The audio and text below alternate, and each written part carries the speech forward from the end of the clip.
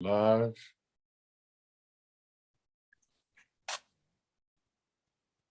Jabu's in here. Okay. Oh, he is? Let a Jabu go. Let him go. Okay, so Jabu's gonna go, sis. She'll be back, right? All right. Tell her we sorry. She good. She No happy. Get this thing going. Brother Jabu, and you turn on your mic and video, please, brother.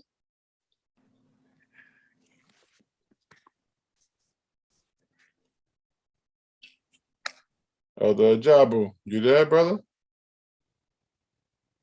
Ask to unmute. Let's see.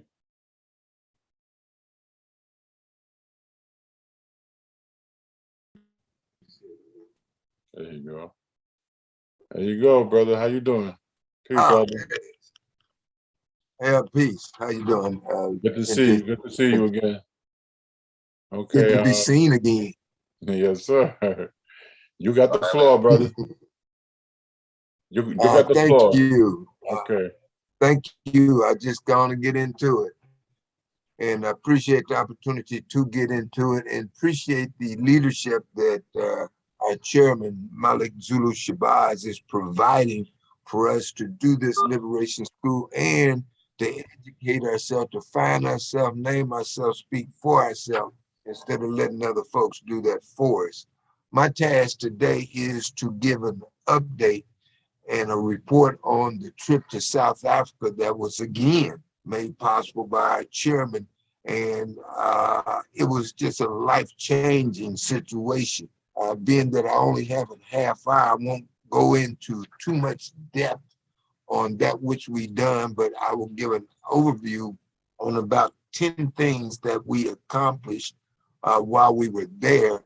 And it's only scratching the surface of what we accomplished and the recognition that we saw that our chairman has on the international level, to the degree that liberation organizations around the world, especially across that African continent, are really looking for and appreciating the guidance that our chairman is giving. When we got there, and the reason for going initially was to deal with the commemoration of the 62nd anniversary of the Sharpeville Massacre.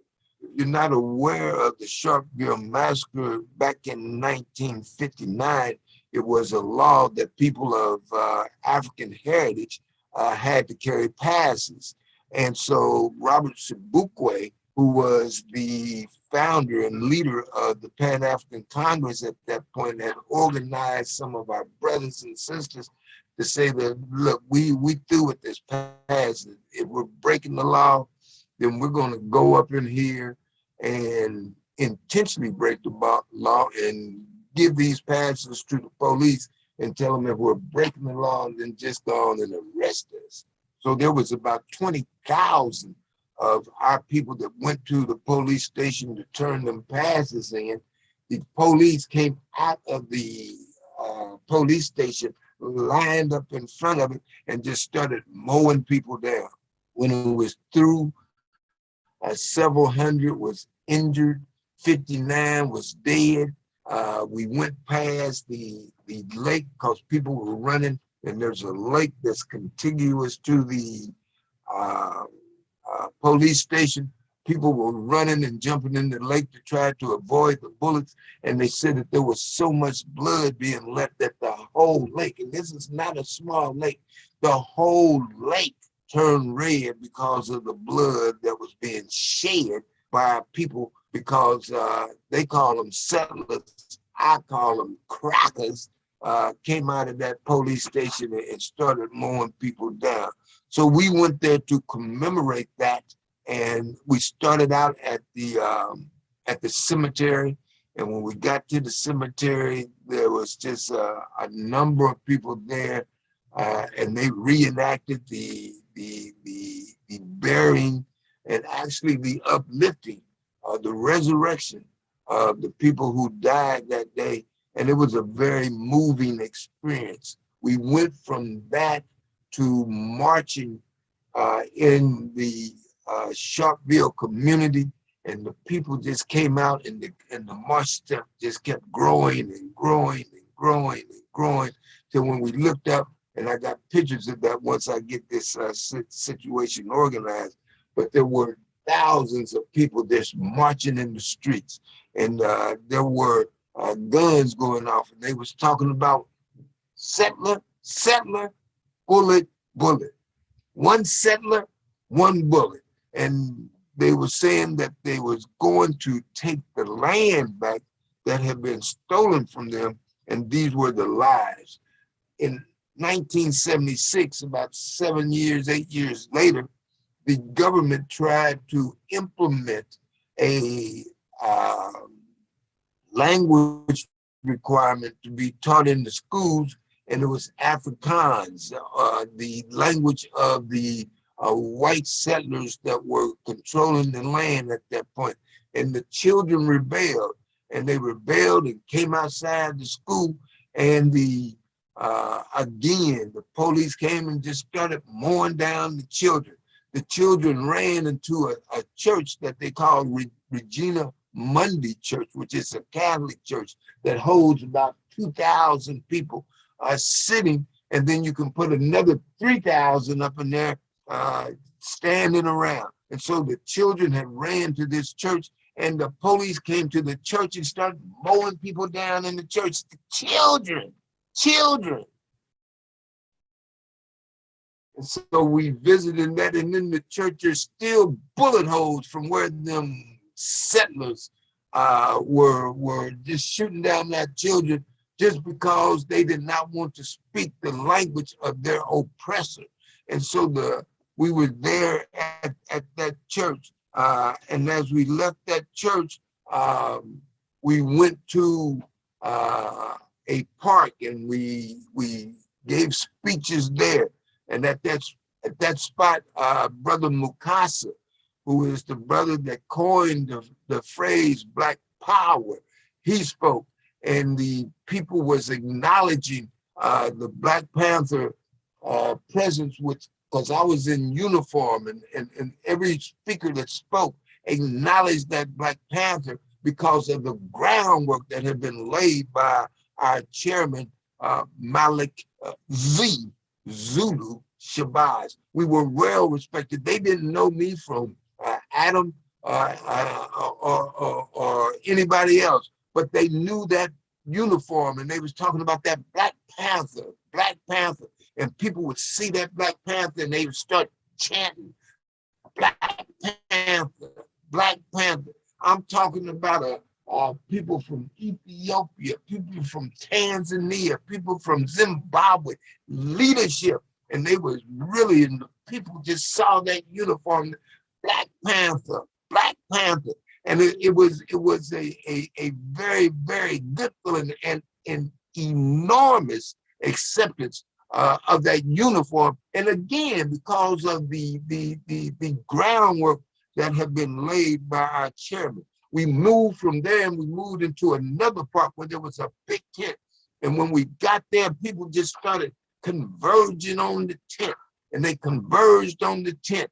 And when we looked up, there was hundreds, thousands of people trying to get in the tent. The tent was full. There was people standing all around. There was people out in the park, and they had a PA system. And so the president of the Pan-African Congress spoke first, and then they brought on myself. And when they brought on myself, the people started singing, and they were singing from Morocco to Marrakesh, from Cairo to Cape Town, and they was talking about how that Black Panther had came back, how our brothers and sisters had came back to the continent, how they missed us and how we were welcome.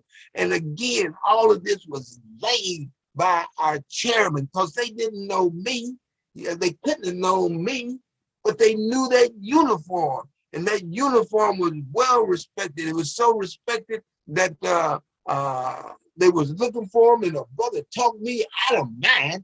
I left it over there, because they wanted that Black Panther uniform, and we're working now with Brother Chris Sankar, who is the international organizer for the Pan-African Congress, who is going to do the organization effort for us.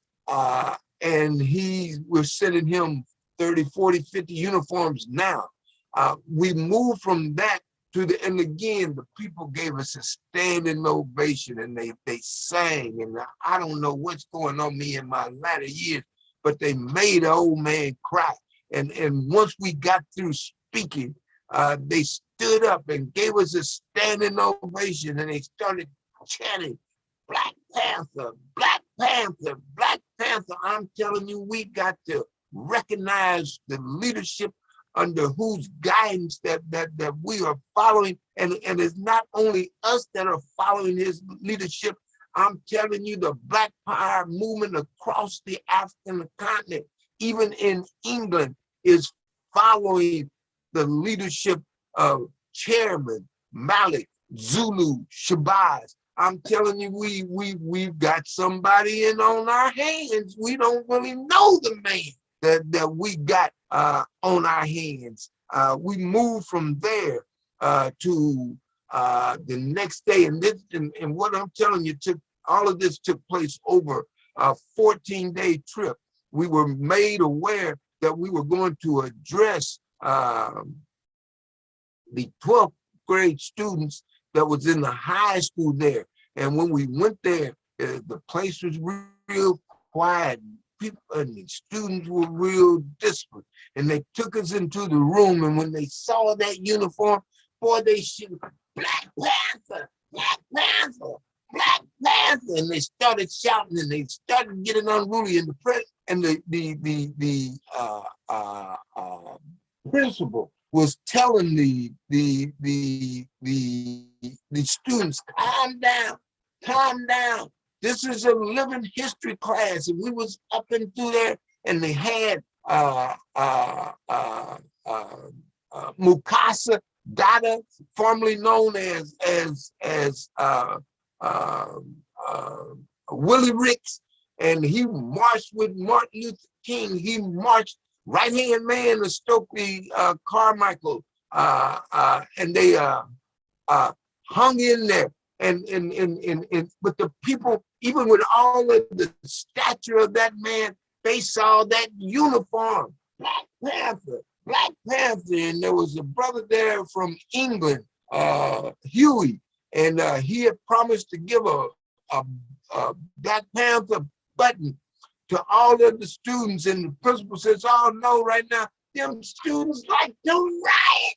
And no, they wanted that Panther. They wanted that Panther." But they was up in there, and there was a student who was the leader of the student organization there. And she asked the question about how are they going to be able to get the land back. And we asked her, "Well, how did they take the land?" She said, "By force." Well, the answer to the question is in the question. If they took it by force, how are you going to get it back? She said, "By force." And the students are in unison, force, force. And they started hollering about that Black Power, Black Power. And when we came out of the classroom, they just started going from classroom to classroom. And we looked up, the whole campus was standing on the balcony out in the courtyard, and they was talking about Black Power, Black Power. And the sister, the young lady who is head of the student organization there, she committed to organizing a youth chapter of the new Black Panther Party there in South Africa. And so we are sending 40 to 50 T-shirts over through there to help her in her efforts. And so we are growing internationally. And Lord, I wish I could talk about Atlanta, but let me stay focused. I'm telling you, we are on the move. Ain't no stopping us now. We are on the move. And I'm telling you, we're on the move because of the stellar leadership of our chairman, Malik Zulu Shabazz. as we moved on, we went to a brother's house who was a founder of the Pan-African Congress. He actually spent more time in the jail than Nelson Mandela. And he organized, and they ended up, we went to his house and we met with his son and his son's family. And it was just, they was just Black Panther, Black Panther. I'm telling you, the foundation that has been laid in the Black Power movement by our chairman has not gone unnoticed. We went to Winnie and Nelson Mandela's house. And when we went to the museum that's right up the street from where they lived when they were living, the people again, Black Panther, Black Panther. And they was just off the chain. And then while we were there, there was an assassination, we believe it looks like it, of a doctor who was with the movement. They shot him down and killed him, and there was a funeral. And so it was a commemoration. And so we went to the church. And when we went to the church, the service had already started. But when we walked in, they saw that uniform, and the preacher up at the podium well, I'm a preacher now, I didn't know that. Up in the pulpit, he stopped the service and recognized our international guests, and we had us to stand up. I'm telling you, the groundwork that has been laid by our chairman did not go unleashed. I noticed. I kept looking at how well we were received, but we were received not because they knew who we were. They knew that Panther uniform, and they saw that button, and they was trying to get that button, and we gave a bunch of them buttons away, and they were talking about Black Power, Black Power, and we kept on moving. And there's a saying that the people in the Pan-African Congress, they say is relate to, which means our land. And the response is Africa. Africa is our land. If they say Africa, you say is relate to. If they say is relate to, you say Africa. And the people was talking about our land. Black Power, Black Power, Black Power. We moved from the funeral, and there was a march, and we went to the march, and there was a sister that had organized all the march, and she got to speaking, and she got to talking about the Black Panther, because we were sitting up on the front row. And again, they did not know me. It wasn't because of me. It was because of that uniform that I had on, and because of the groundwork that was laid by our chairman. I'm telling you, I can't speak high enough of him. We went there, and this is at the funeral, and they got to dancing and stuff. We got to dancing with them, and they had to they had to they had to sit us down because we got to dance, and it just spread, and you had thousands of people dancing, talking about that Black Panther, Black Power, Black Panther, Black Power. And so I'm telling you, the reception, it was so emotional. I mean, again, they had an old man crying. It was something else. And when we started marching, they told us that we needed to not march, and I didn't like that, you know, to be perfectly honest, because they said they didn't know who all was out there. But what they did say, this is the first time in the history of South Africa that they not only had the Pan-African Congress, they had the Economic Freedom Fighters, they had the African National Congress, ANC, and they had the Black Panther. They said that this has never happened before. Never happened before. And so we was pushing a Pan-African ideology, to where it's that we got to make our brothers and sisters problems and solve them together. And we're trying to pull together the economic freedom fighters with the Pan-African Congress, because the Pan-African Congress feels that the settlers, the solution to getting the settlers off the land is a military solution. The EFF feels it's a political solution, but both of them agree that the settler got to get off the land. PAC by force, EFF by politics. I'm saying if y'all agree that they need to get off the land, then that is common ground that y'all can use to work together. The EFF has got a strong presence in Parliament. The PAC has got a strong presence in the community. In fact, when we was at the commemoration, the people from the EFF had a program. The brothers and sisters from the PAC had a program. There was more people at the PAC program than there was at the EFF program. In fact, some of the people at the EFF started coming over to the PAC because they saw that Black Panther, they saw that uniform. And we actually had a meeting with a brother Kenny. You talking to me? Hello? You must not be talking to me. I'm gonna keep plowing on through this. If you need for me to stop, just let me know. But I'm telling you, we were so well received. And so there was a meeting. The people from the EFF said that we got to meet with that Black Panther. And so we had a private meeting with a brother that's in the Parliament, and he's with the EFF. And when we had the meeting, come to find out that this brother was on parole. He was in the liberation fight. He had some crackers.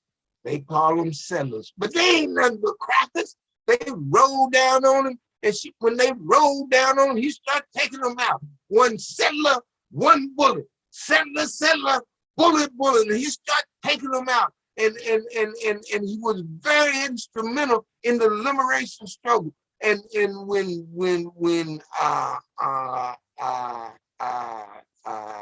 that priest who just died, whose name is available, and they was having the conciliation talks, Tutu, not Boo Boo, but old Tutu. When old Tutu came to deal with his case, he said, no, he done killed some white folks, and so he needed to stay in prison. What kind of doo-doo is that, Tutu? This man is fighting for the liberation of our land, and because there were some white folks who were police officers shooting at him, he took them out. You gonna keep him in jail? There's confusion. But we met with him, and the EFF was instrumental in getting him out of jail, out of prison, but he was still on probation or parole. So we sent a kite to EFF and told them that we need to talk about political prisoners, because they still got political prisoners who was fighting in the liberation struggle. They still got them locked up. How do you lock up your freedom fighters after you get free? So we met and we pushed, and we're still pushing that. We went and had a meeting with the brother who's a king, and we went to his kingdom and we had a meeting, and he's got the largest kingdom in South Africa, Azania. They don't call South Africa South Africa. People who understand and buy into the history of South Africa call it Azania. And so we met with the king who has the largest kingdom in Azania. And when we met with him, he shared with us that was on the resources that's on his land. He's got diamonds, he's got gold, he's got manganese, he's got copper, he's got chrome, he's got platinum, he's got steel. I said, Lord have mercy. And he shared with us and showed us 4 mining operations that's on his land where they're taking all these resources out of the land. And he said that every month, just to be able to be on his land to mine, those people have to pay the government $51 billion. Did y'all hear me? I didn't say million, I said billion a month.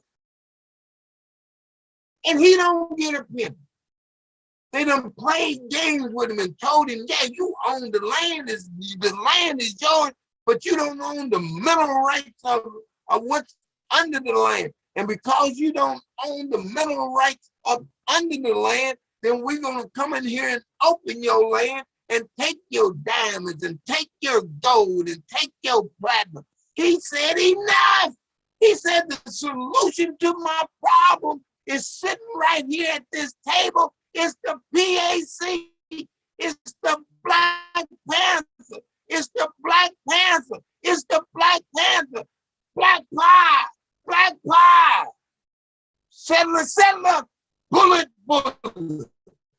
And so now they are organizing and they got an army and they got the military strength to take the land. They just don't have the military strength to keep the land. And so they're organizing to get strong enough to not only be able to take the land, but to be able to hang on to the land. And he said that if we help him, he said, y'all don't have to fight. We gonna fight. Just give us the political cover that we need in America, because Americans going to come over here and try to help these crackers, help these settlers, and we need for y'all to create the political environment where it will be difficult for them to do it, because the people in America is saying, y'all quit stealing that man's resources. And so he says that we would help him in that regard. Any of that gold, diamonds, manganese, chrome, steel, platinum that's coming to the U.S., it would have to come through us as a party. And, you know, there's about 50 million people of African descent in America. Let's say that, I don't know exactly. But if there's 50, I don't think there's 50 million of us. But if there's 50 million of us, and they are getting 51 billion a month, and that ain't even the resources of what they're making off of the resources that come out of the land. This is just for them to be able to get the resources coming out of the land that they're paying $51 billion a month. If we were able to control that, and there's 5 million of us here in America, that is $10,000 a month for every man, woman, and child of African descent. I don't know about you, but $10,000 a month, 100,000 better than 120,000 a year for controlling the resources that's coming from the land. Not only are they stole the land, they stole the people who are us here in America. They stole us so that they could steal the land and so that they could get the resources out of the land. If we work together and we make our brothers and sisters' problems, our problems, and solve them together, we can make $120,000. Every man, woman, and child of African descent can make $120,000 a year by sitting on our ass. That's a good job. And I'm telling you, we're working to put that kind of plan into place. So we work with the king, and he was, give me a button. I need a button. Is it possible that I can get my people a uniform?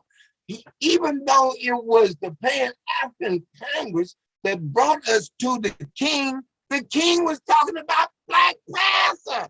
Black Panther. And again, he didn't know me, nor did he know the brother out of the UK, but he knew that uniform. the groundwork that was laid by our chairman, Malik Zulu Shabazz, it can't be spoken of highly enough. They knew that uniform. They knew that man. In fact, they were saying, where's Shabazz? Where's Shabazz? Hell, you looking at him through us. And we got to go through that together, Brother Chairman. We went and we met with Kenny, and we had, and Kenny is the brother that was locked down with Mandela, who actually, Mandela spent 27 years in prison. He spent 22 in prison. He just got out and is still on parole. Even though he is a member of parliament, he's still on parole. He still got on the GPS. Well, we are working to get that jury off his leg. We are working to control the resources that's coming up out of the king's land. And we are moving right here in this land so that we can take our rightful place in the world order of things. I'm talking about black power. As we move, I will leave this. This is what I'm gonna end with. Because of the war in Ukraine, there was not enough fuel for us to travel from South Africa straight to Ethiopia, back to this place where we live. So we had to go to Kenya, but it caused, because of the fuel situation, there was a delay. And when we got to Ethiopia, our plane had left, and so we had to stay there an extra day. While we were there, we moved around, and Brother Mukasa started teaching on the streets. The people started gathering, and they was in such a fury. They was talking about black pie, black pie, and I mean it was almost a riot. They were so enthused with brothers and sisters from America who live in America, because we're from Africa. We were stolen from Africa and brought to America. This ain't where we're from. This is just where we live. And so we are pushing a pan-African thought to where it's Africa for Africans. And we've got to be sure that these people don't start doing some old crazy shit, because you got some Africans here who what they call it, this Israeli school, who the chairman done a debate with, and I'm getting off the subject a little bit, but this is key. We can't have black people, people of African descent, people of African heritage, saying that we need to treat our brothers and sisters on the continent as enemies because they sold us into slavery. Hell, slavery wasn't about the sale. Slavery was about the work, all right? And there's a kernel of truth in that. But the truth is, why would you get mad at the brother who was trying to make $1 for the sale and won't do anything with the person who actually enslaved us? We can talk about that, quibble about that after we take this cracker down. This cracker got to go in the same situation, the same type of mentality is going on over there in South Africa, over in the Zambia, by this group that's called Dudula, who was actually at the funeral, and he's saying that South Africa should be for South Africans. No, brother, Africa is for Africans. And he is pushing this to the degree that a brother that was from Zimbabwe, they burned him up in the street because he had a job. The liberation struggle wasn't about no damn job. The liberation struggle was about the land. I just done told you they stealing at least $51 billion a month from the king, and you're gonna jump on a brother that's possibly making $20 an hour? Quit it. Dumbass. Quit it. The liberation struggle wasn't about no damn job. It was about the land, and we control the land and the resources coming out of the land. There'll be enough jobs. If you want a job, wow, you could. If I'm owning the land, I'll let you work. You can have a damn job. It's about controlling the land. And so I've said what I wanted to say, and there's so much that can be said. And I would advise y'all to listen to a Jabu Speaks every Saturday at 1 p.m. Eastern Time at www.919witt.org. Again, that's www.919witt.org. And I would also say that we need to lift our chairman up. Get a man. We need to support him. We need to protect him, and we need to listen to his guidance. Black power! Black power! Black power. Mintu, I'm through. Okay, brother. Thank you. Appreciate you. Black Power. Black power. Let's see. Okay. 1 second. Hotep Black Power family. Black power, Brother Farad. Yes, Dashan Farad here. I was told to report at this time at 8:15 p.m. Eastern.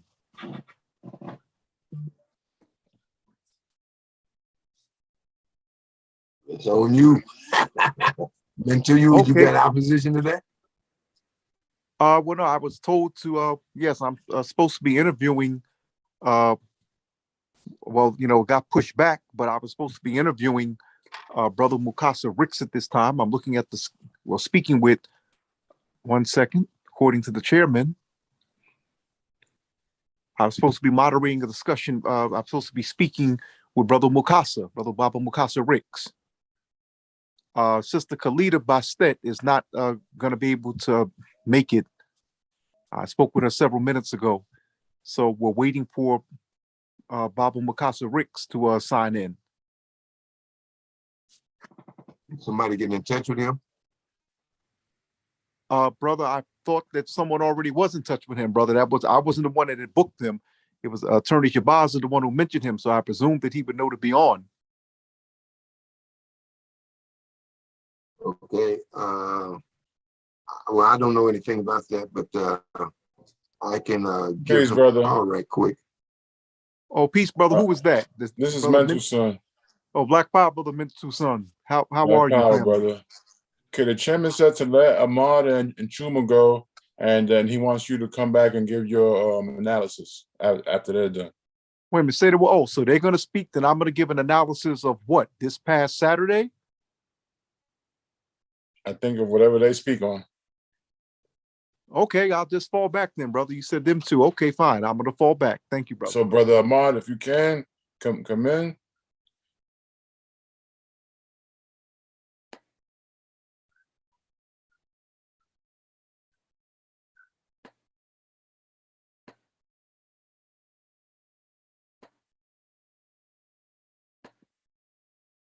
Peace. Unmute yourself, brother.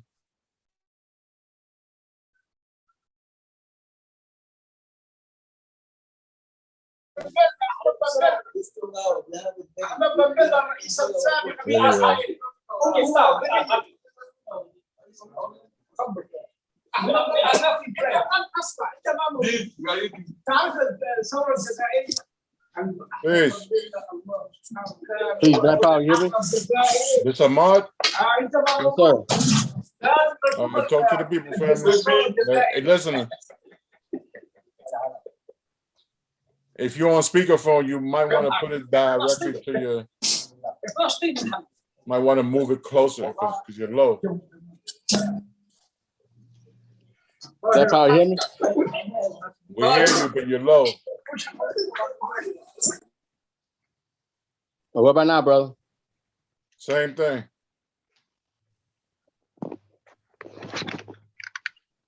Black Power, what about now? Oh wait, hold on. This is Ahmad here. I'm sorry, brother. I thought you was Ahmad. Ahmad? Peace. Yes, sir. Peace, Black Power. Black Power. You hear me The floor is clear? yours, brother. Yes, sir. Black Power. Black Power. Yes, sir. Black Power. My name is Ahmad Muhammad, the National Assistant to Malik Sabaz and the Prison Reform Coordinator and Director for the new Black Panther Party. I was asked to come on to speak about this weekend events in Atlanta and also to give my prison report to the nation and to the people who are viewing this Zoom call tonight. First of all, I want to thank Almighty God Allah for allowing myself to be blessed by Attorney Malik Zulu Shabazz to be able to function and work closely with him and the team to help build and structure this new Black Panther Party here in America. My report for the past weekend, I was asked by Dr. Malik Zulu Shabazz to come on and help structure and organize the hip hop summit this past weekend. I worked with the artists by reaching out, speaking to them, bringing them into perform with the hip hop summit. The artists, I think they all did very well overall. Some have to work on their craft, but they did a very good job. And I want to thank the judges for giving accurate points. I want to thank everyone who helped me with this to make this happen.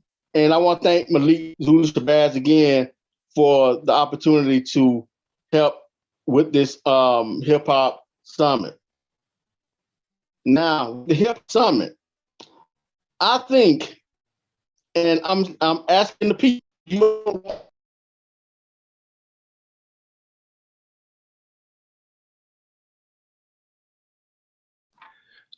Brother Mentu, I can see that his connection, or hear that his connection was weak. He started sounding like Max Headroom. I So see it, brother. You can step in. Well, I thought the sister was supposed to speak after him.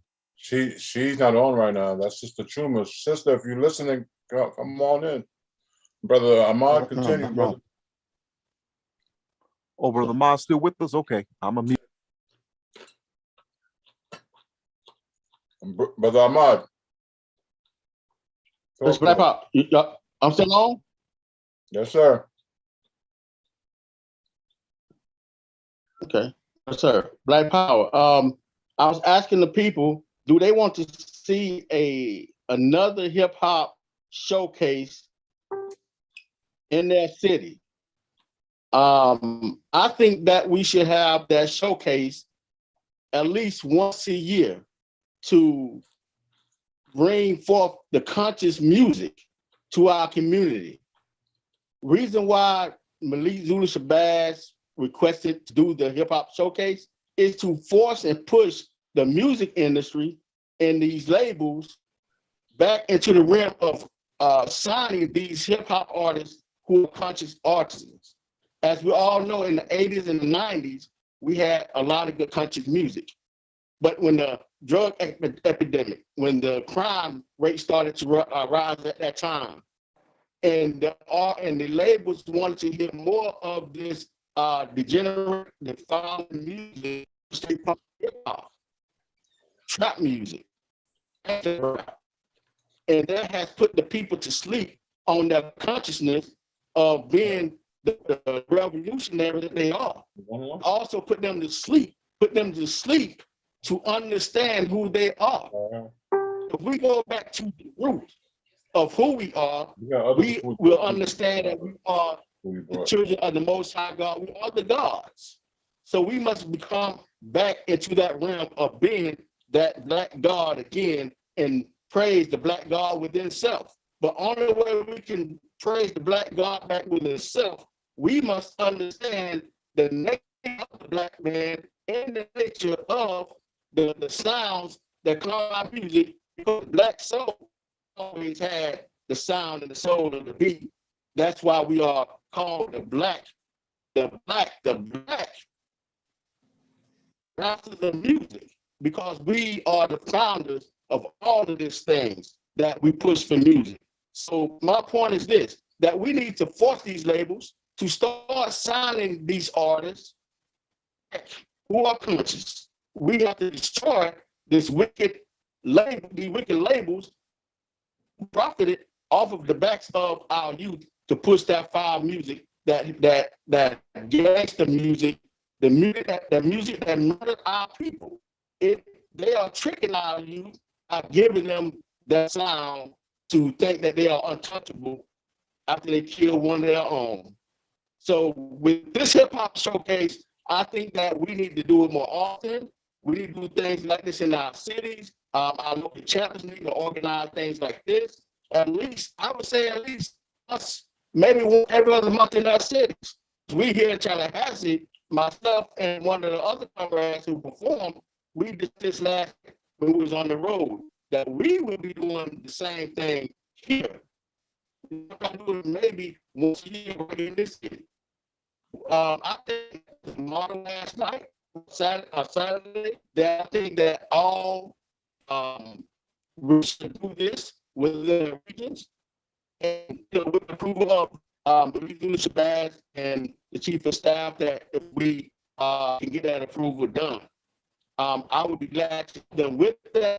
I'll be glad to show them what I did to convince and also inspire the artists.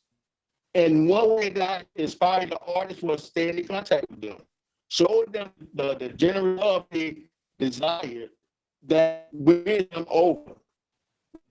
In the Nation of Islam, we was taught to win the people's hearts by being generous to them, by showing them that love and that respect that they deserve as black men and women. So with that skill and that teaching that I have, I utilize that to bring the artists together. And they love and they respected it. I got a very lot of good reviews from the artists that, they appreciate what I did for them, guided them, and walked them through the process to be able to perform. So I think myself and Sister Chuma spoke earlier. I think that, with the approval of Malik Shabazz, this may be a long shot, but I'm willing to work it. I think that we should have a new Black Panther Party management department that manage artists, here in our communities and the nation. So I think that we should do that, because now we'll be able to manage and guide the artists in the direction that they need to be guided on. Because the country's music reaches many, many thousands of people. So I think that we should do it more often, and if Malik approves it and accepts that request that we create up under the Minister of Culture, Party, that we can create that that type of department to manage artists. I have been asked by two of those artists who performed Saturday, will I manage them in their career? I do have the skills, I do have the knowledge in the music, I do understand the contractual part dealing with music. So I told them, give me a few days to think about it. I want to speak to Malik about it, and hopefully, if we can do this, that we can build through the Ministry of Culture that type of department to manage artists. And I think that would be a good thing for the new Black Panther Party. Like I said, I enjoyed myself. I felt like that that we all had a good time. You know, everything was smoothly. You know, it was very entertaining. So I want to thank Malik again for that opportunity to show him and show the party that I do have the quality to make this happen, you know, for the people. Now my second report is the Prison Reform Department in the New Black Panther Party. The New Black Panther Party had a department at one point years back. But as things went on, you know, a lot of different things took place to where, you know, no one really pushed that particular department. So I took it upon myself to redo it by reaching out to those that's incarcerated. The incarceration rate and the recidivist rate is very high. So we must push and fight for the liberation and the freedom of those that's incarcerated. The prison system or the prison industrial complex is a very foul and decadent place to be. You know, the poor living conditions, the dirty water, the toilets doesn't flush, the showers are molded, cold water, no hot water in some places. So I think with the New Black Panther Party prison department, to fight this system is to fight the policy of the facilities. A lot of these prison reform groups, they are doing very good jobs, but a lot of them is not fighting the policy. The policy is what makes the prison run. So we must attack the policy on how those prisons or those institutions actually function. So once we understand how to attack the policy, then we can make major change within these facilities. But it would take all of us as a organization, as a movement, to come on and help with that particular area of the New Black Panther Party. I'm looking to build a national board for the prison reform. So on this call tonight, I'm asking whoever wishes to want to help with this, just give me a call or text me at 850-322-8725, because I'm trying to build a national board for the prison reform. And with this national board, it only requires, you know, a male and female from out of each region. And reason being that is because most men do not want to go inside of a female facility or institution or prison, you know, to teach or to inspire. So I think it would be best if we had females to go in or either help those within inside these facilities. And also, I think that with the prison reform, we can do a very good deed for those that's incarcerated. I have helped one brother who's from out of Panama City, Florida, who will be coming home within the next year, who had a life sentence, actually a life plus 20 years. And I helped him and walked him through that process, and now he's coming home. You know, black power to that. So now, you know, we're trying to start we're also trying to start some prison, some type of prison groups within inside the prison, New Black Panther Party study groups within inside the prisons. I have been talking to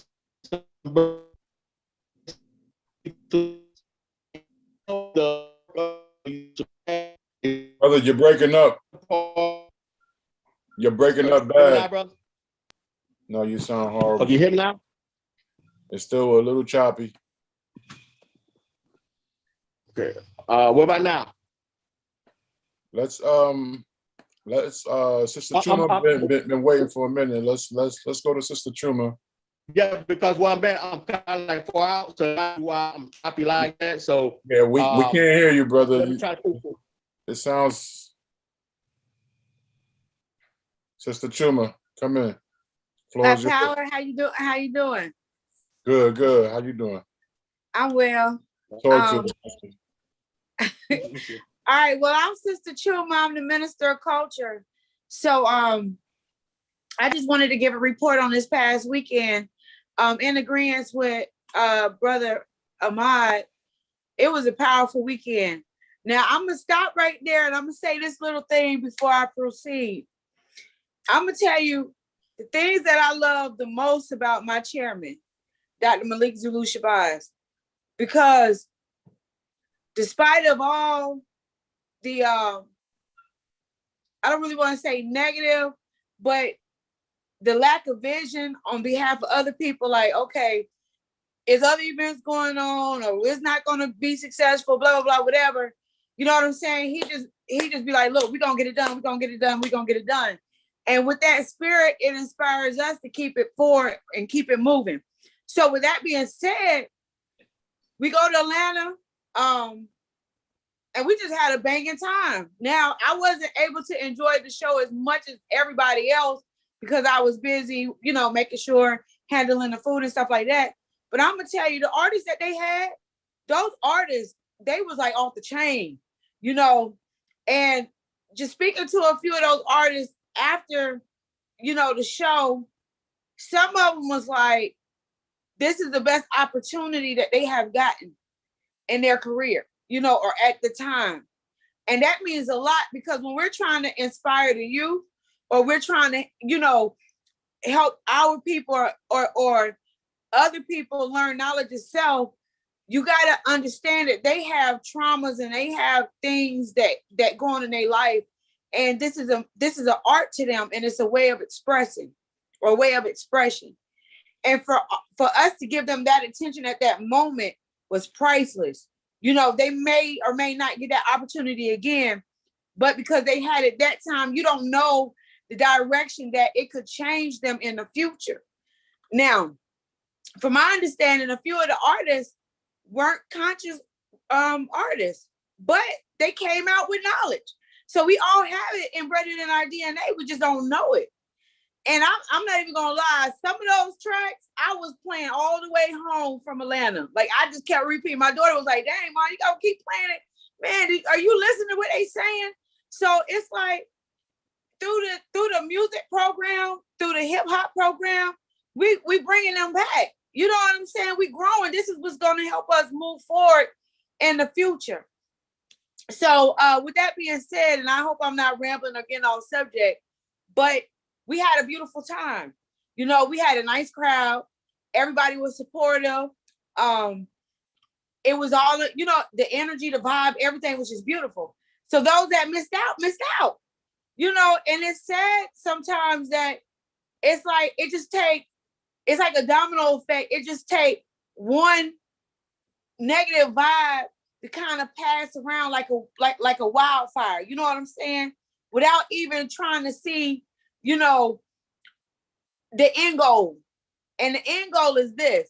We reach some people that we probably wouldn't have reached any other way. And that's beautiful because the only form of communication that we all can agree on as a nation of people is our music.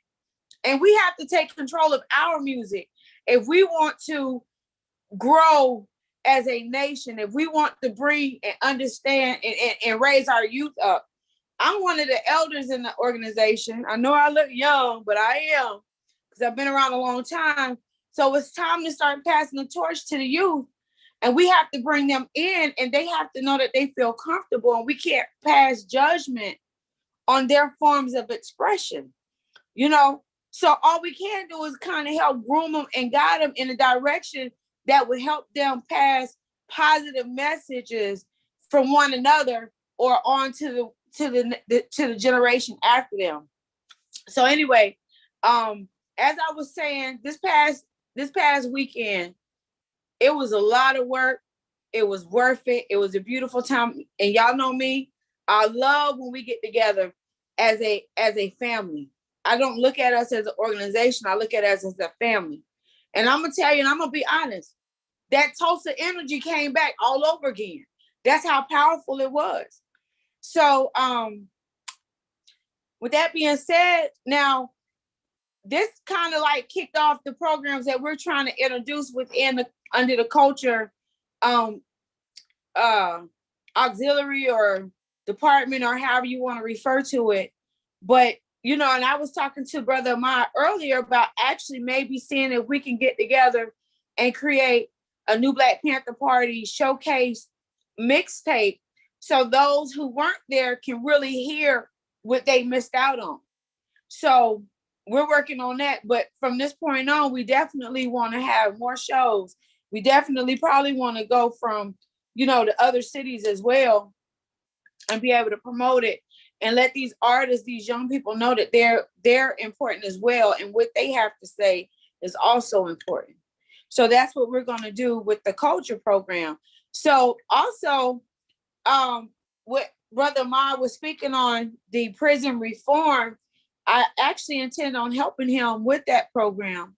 And that also is our culture. Unfortunately, it has become part of our history, our future, our present, or whatever, because all of us, for the most part, know somebody that has been to prison or is in prison now. So, and it's a disease within us. You know what I'm saying? Within our community, within our nation. So we definitely want to get together and make sure that we do what we can to help our brothers and sisters that are incarcerated, to let them know that they're not forgotten, to let them know, to let those that's, you know, micromanaging them know that they do have people that love them as well. You know what I'm saying? So they can start getting better conditions and better treatment and things like that. So that's pretty much all I have as far as my report. So I would just like to say, definitely just support us. You know, if you all can't show up, just make sure you donate and help those that can go, make it there and be comfortable.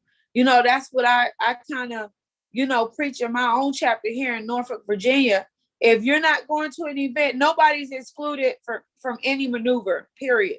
If you can't go, then you're going to participate in helping somebody else go. That's how we grow. You know what I'm saying? We got to move as a unit. Whether you're seen or you're not seen, if you're behind the scenes or you're on the front lines, everybody has an important part to play. So let's start playing our part and let's move forward, because we're definitely moving in a great direction. And anytime you got growth, you're going to have growing pains. You know what I'm saying? Everybody don't get along. Everybody's not best friends. Everybody's not in love with each other, but we have a mutual respect. And that respect is understanding that we're doing this for the masses of people and not our own, you know, personal space. So if we just continue doing what we're doing, it's not easy. It's not always going to be peaches and cream, but it's needed. And we are the leaders right now. You know, people look up to us, like wherever I go, people, especially like if I'm in uniform or if I have my button on or whatever else, people automatically respect that because they know that we're there taking care of them and we're trying to help them. Whether they know the extent that we go through or not, they understand and they feel a level of security with us. So, you know, with that being said, you know, we just want to make sure that we just keep it moving. Like sometimes it does get discouraging because it's just a lot of work and we all have things going on in our personal life. But outside of that, we're family. You know what I'm saying? Like your issues are my issues. Anybody that know me know if you're suffering, I'm suffering. I'm not smiling when I know my sister's crying or hurting and I know my brother is not doing well. You know what I'm saying? So that's how I move. That's how I live my life. That's how I've always lived. So with that being said, Brother Mintu, I think I'm going to go ahead and pass the mic.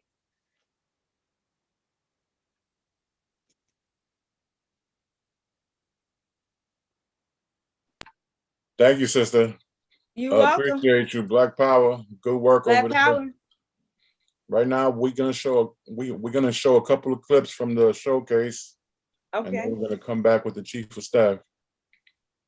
So pardon me for a second as I share my screen.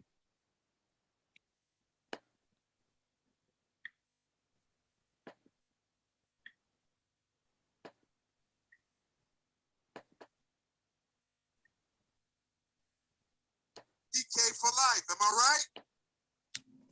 Black Power? We want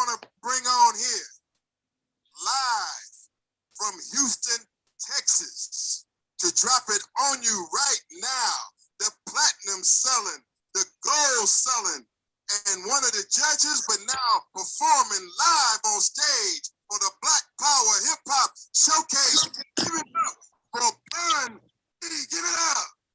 Yo, yo. Black Power. Black Power. Representing for my brother Hashim and Singleton.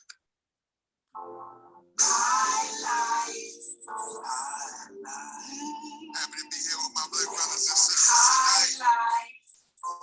Out here in the struggle fighting this hot life. You only got one life to live. That's all they give us to do it. You can bullshit your way through it. Or stay true, it can be complicated. People get shot and cross.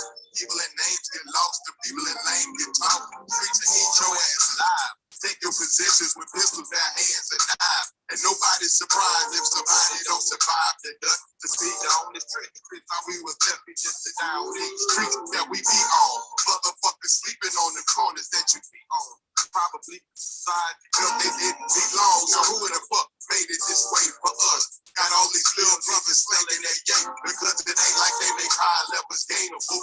And that quote piece of American pie just ain't attainable. So how can I sustain a full life before death? Man, I'm left out here to make it by my goddamn self. Now come on, who gives a damn when you can't afford the turkey or ham? Living off of ramen noodles, beef jerky, and spam. Now that's sad, but that's a fact of life. All I can see in front of me is up for grab. Come off your slab. The poverty of pushing brother over the brink, over the edge, especially if you don't know your ledge.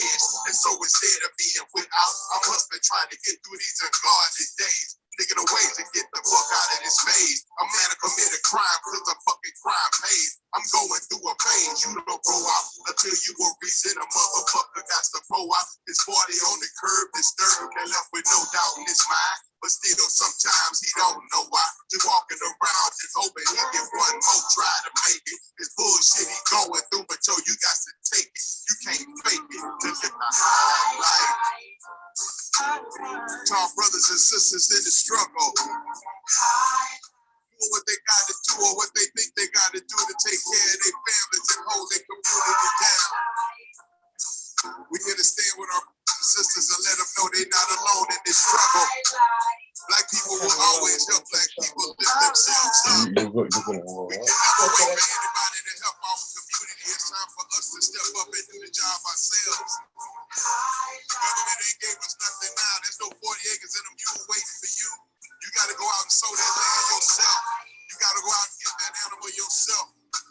Teach your children how to feed themselves. Don't let them sit around and wait for a grocery store to feed them. Teach them how to grow food. Teach them how to raise animals. Teach them real skills in this world. Because if they took the internet away from them, what would they know? What would they be able to do? We got to do better. It's more than just food deserts. We got to be able to grow food in our communities too. We need more community gardens. We have to take care of ourselves, folks. We tried it their way. It's time to try it a different way. The new Black Panther Party is here to stand with you. You don't have to do it alone. Show some love, y'all, for Queen Prophecy.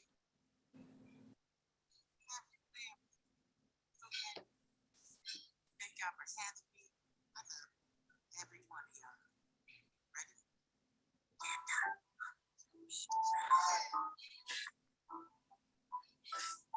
What's happening, y'all? I'm gonna bring this a little bit to the stage.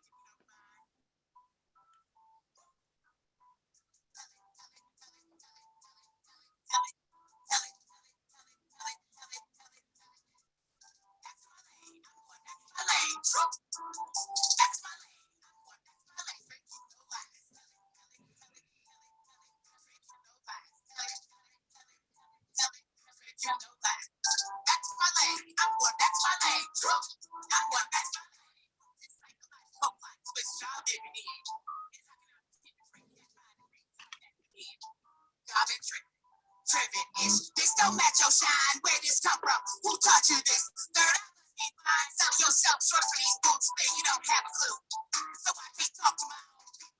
They got you. So I know I'm here. That's something you don't know. I know what they mean. This is a show. To my own understand that I got you. I was ready. That's what I've been doing. Feels like I'm a terrorist. All love. With all this hate, breed no hate, love the strain of.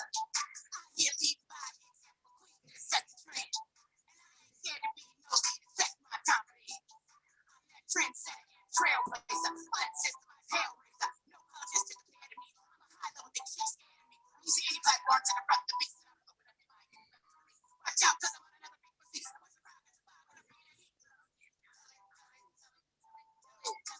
No lies. Tell it, tell it, tell it, tell it, tell it. Back to my lane. I'm going back to my lane. Back to my lane. I'm going back to my lane. You no lies. Tell it, tell it, hey, hey. No lies. Tell it, tell it, tell it, tell it, tell it. Straight to no lies. Back to my lane. I'm going back to my lane. Your suit hurts. You can get ready. You're not ready. For 400 years of mental enslavement says I'm like Armageddon. Don't try to box me in with no Bible verse. Strong in churches.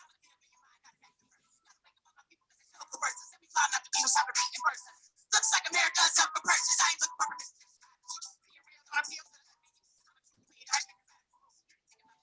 And I'm tired to be chill. Gotta come out, put me all in your chest out, put me in soul, and it feels like I'm a terrorist. But I'm all love. With all this hate, free, no hate, love, straight up. I can't be by example.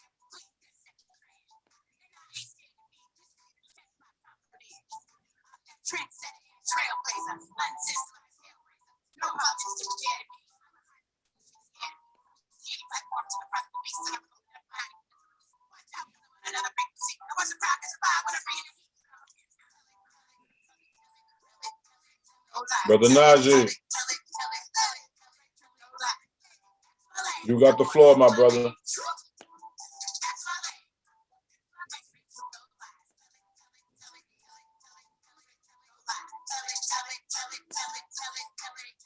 Brother Mint, Yes, sir. Brother Mintu, the chairman just texted me saying that I'm next. Oh no, Najee, then me. Okay. You got it, brother. Well, right now? Yes, sir. You're on. Okay, all right. Yeah, it's Black Power. Black Power. Black Power, family. In the name of Almighty God, the Most High, creator of the heavens and the earth, I give you all the greetings of ancient. Assalamu alaikum, Hotep, and the Bani Dani. We got to understand today that there's a rise in interest in radical black nationalism. There's a rise in interest today of a radical movement.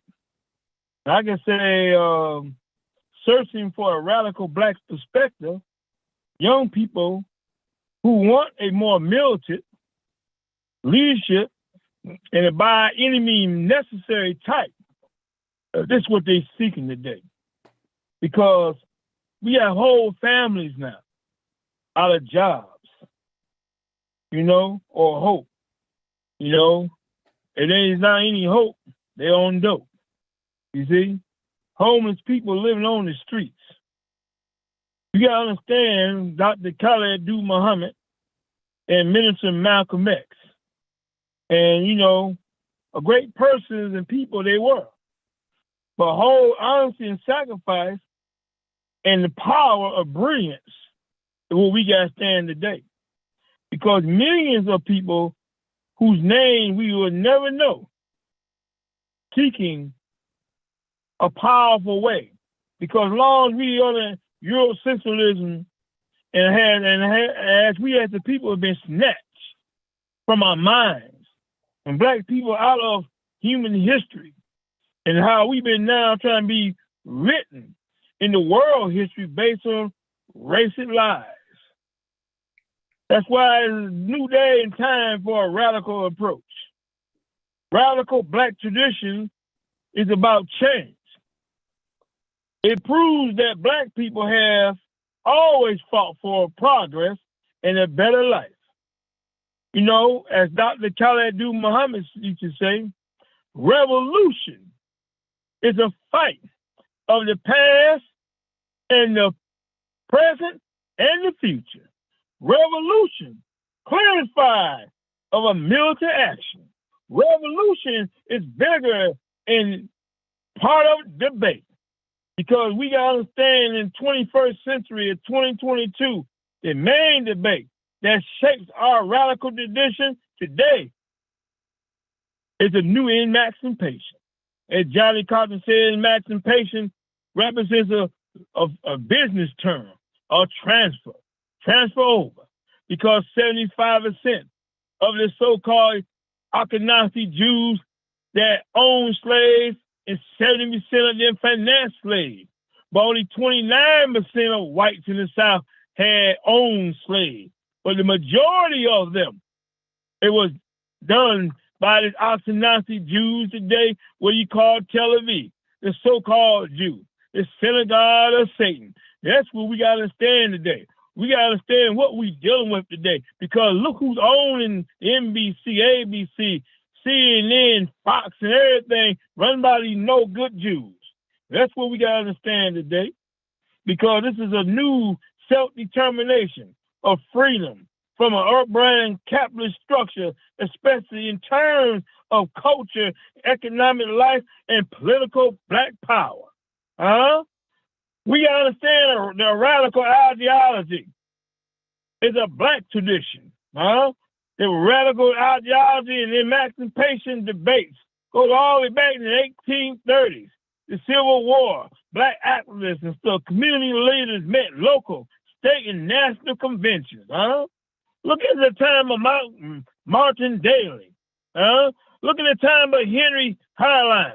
Look at the time of Frederick Douglass in 1895. Then you have Harriet Tubman in 1820 to 1813. Then you have Booker T. Washington. Then you have Ida B. Wells, W.D. Du Bois, and Marcus Messiah Garvey. And then the glorious 60s, the most powerful black man in America, the most honorable Elijah Muhammad. The golden age of struggle was the 60s. The self-determination debate exploded in the 1960s. My uncle Fred Ahmed Evans, the greatest militant leader in Cleveland, Ohio, he wanted to help organize a Black Nationalist Federation in Cleveland and put the first black mayor in the country, Carl Stokes, 1967. This is what we got to understand today. And that's why we have to reach, like the time of Malcolm X. We reached the greatest level of leadership in the 1960s. He was the ideological leader for black radicalism, black spirituality, morality, black nationalism. We have to install it today with our black power general, Dr. Khaled Muhammad, left the foundation, left the guidance for us today.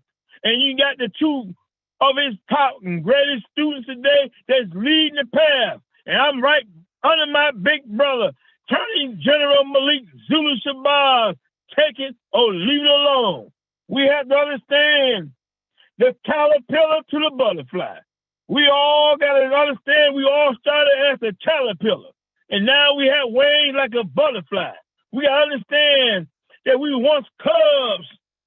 Attorney Malik, myself, and my brother Hashim Azinga, that is seat, but his spirit lives on with us today. We understand that we was cubs, now we are full-grown cats. And the leaders of the new Black Panther Party and it's goddammit, the Black Power movement, and everyone have to later on fall in line because we lead the path. This is the sole purpose of a Panther. This is what we got to understand, what we got to do as a people, and as in leadership, as in camaraderie. You know, we got to understand what we have to do. The Honorable Elijah Muhammad spoke of how in this wilderness of North America, for centuries, the blue-eyed devil white man has brainwashed the so-called Negro. He told us how, as one result, the black man in America was mentally, morally, and spiritually dead. The most honorable Elijah Muhammad spoke of how the black man was the original man. Yes, we are the original man. That's why in the fruit is the best. That's why it says, What is the FOI? The FOI is the fruit of Islam, because it's men that belong to Islam in the willows of North America. And that's why we is behind enemy 9. That's why FOI military training applies tactics. Military training applies maneuvers. Military training applies taking piece head of control behind enemy lines and taking it from this cracker. Military training applies war. Why? Because the 47th chapter of the Holy Quran is called Muhammad, and that chapter is called war. Why? Because Muhammad and his followers fought the evil forces that they're going to set on the planet Earth of the past 6,000 years. And the question is, who's the original owners? Who's the false owners? And the original owners is us, the Asiatic black man, on the maker cream of the planet Earth, God of the universe, follow civilization. Not this Caucasian white man, this Yaku's grafted devil, the skunk of the planet Earth. Hell no. He's a grafted. He's under the light repel, attract light repel, because his nature is not unlike our nature. His nature is repel. His nature is attractive. He's not attracted to us. His nature is attracted to kill, destroy, and kill us, lock us up. That's what his nature is made to do. And once we understand that, once these young black men start chasing that goddamn skunk, buttermilk complexion, dog stringing hair, white girl, leave that no good bitch beast alone. Leave that heifer alone. And some of these damn old weak black women, you all got the King Kong syndrome. The man has the King Kong syndrome, and the black woman has the King Kong syndrome. No good. No good. You should have did that like Malcolm X said. You got these women up in these hotels with this white man. You need to straighten her out and straighten him up and let his head roll down the goddamn street. That's what we got to get back to. We got to get back to, because we are been kidnapped from our mind. We are now in 2022. We are in a mind control. We are in a mind control and behavior modification. That's why we understand that I hope to build was different from the other organizations, in that all will fall under the banner of revolutionary black national patriotism. Because the end of white world supremacy is at hand. Okay? We gotta understand, when we come to a radical black tradition, it's a relentless opposition to Europeanism. The European viewpoint is that Greece and Rome laid the foundation for internal white European dominance of the world. The most honorable Elijah Muhammad continued radical black tradition of exposing this lie in its place, articulated an Afrocentric philosophy of history, and that's black liberation theology. Black power. Black power, Brother Minister Najee. Thank you very much, Brother Najee, our Prime Minister of the New Black Panther Party, another soldier and student of the immortal Honorable Dr. Khalid Abdul Muhammad, our Black Power General. Ibaye Ashe, Black Power. Black Power. Family, those of you who are tuning in, this is an international report for the New Black Panther Party for Self-Defense under the leadership of the Attorney at War, Dr. Malik Zulu Shabazz, who is also the founder and the executive director of Black Lawyers for Justice. Both organizations are based in Washington, D.C. Right now, we're getting ready to bring on the National Chief of Staff of the New Black Panther Party, Sister Adila Nzinga, to give us a report. Sister Adila, or Sister Chief of Staff, if you would. Black Power. Can you hear me? Yes, ma'am. We can hear you loud and clear. I just first of all, I wanted to say thanks to everyone that worked behind the scenes to get the Hip Hop Summit, because it took months and months and a lot of groundwork to get it started. So kudos to the people that laid the groundwork. Kudos to the people that behind the scenes that you did not see. Thanks for everybody that traveled down to Atlanta to make it happen. Ashe to Hashim and Dr. Khalid. That's who we do it for, to keep that legacy alive. Also, shout out to his family for stopping through, nephew Zion, Lil Hashim, known as Tony Snow, Just thank Bun B for holding up his end of the deal, you know, travel down, because I live here in Houston, and Bun B new album about to drop, so he's all over. He performed at the rodeo, so he's real hot, and for him to come and support the Panthers, that really meant a lot. Thank Chuma for the food. Thank the people that was on the stage, that did security. Sometimes, you know, a lot of people that work the door to do security to keep us safe don't get to enjoy the festivities and don't get to see a lot what happens. So I just wanted to make sure that we thank those people that, you know, did security, that was behind the scene, that dealt with stuff and put out fires that we didn't know. Also, Renee, I don't know how to say her other name, but I just want to thank her. Sister Khalida Bastet. Sister Khalida, thank you. Thank you for everything that you do for the Panthers. We know, you know, you don't have to, but you do it, and you do it so humbly. So I just want to make sure that I shout her out for doing that. I just want to say, if you are interested in joining the Panthers, you know, you can hit the recruitment line. You can also email us as NBPP customer service at outlook.com. Make sure that it's something that you're committed to doing. We know it looked good to wear the suit. We know we got some fine women, some handsome men, but you have to be willing to be committed. Even if you cannot make it, if you were on Facebook, you could have been sharing. You could have been posting, calling people. I was texting, I was calling, asking, what can I do? We're also the push raising money for ozone. It could be you. We might have to raise money to bail you out of jail. So we are growing, and we're, you know what I'm saying, nationwide. You know, we are growing in Africa, we are growing in other places, and we have the people that's willing to travel to these places. So being a Panther means a lot. It's just mean you're a melanated cat. So if you're looking at us, I'm like, I can't stand up that long. I'm not gonna carry a gun. I'm not gonna be militant. It's all kind of roles that you can do. If you want to help with culture, if you think about programs, if you want to help with education, if you like to lecture and teach, we have the Liberation School every Monday. If you want to help cook, Sister Chuma does it nicely. If you want to make clothes and it just be just that, then we have a place for you. If you want to just write a newspaper, if you're a writer, if you've written books, if you like to edit, we have a place for you in the Panther Party. It don't matter how young, how old you are, you more than welcome to join the Panthers. Forget about all the rumors you heard about us being messy, whatever.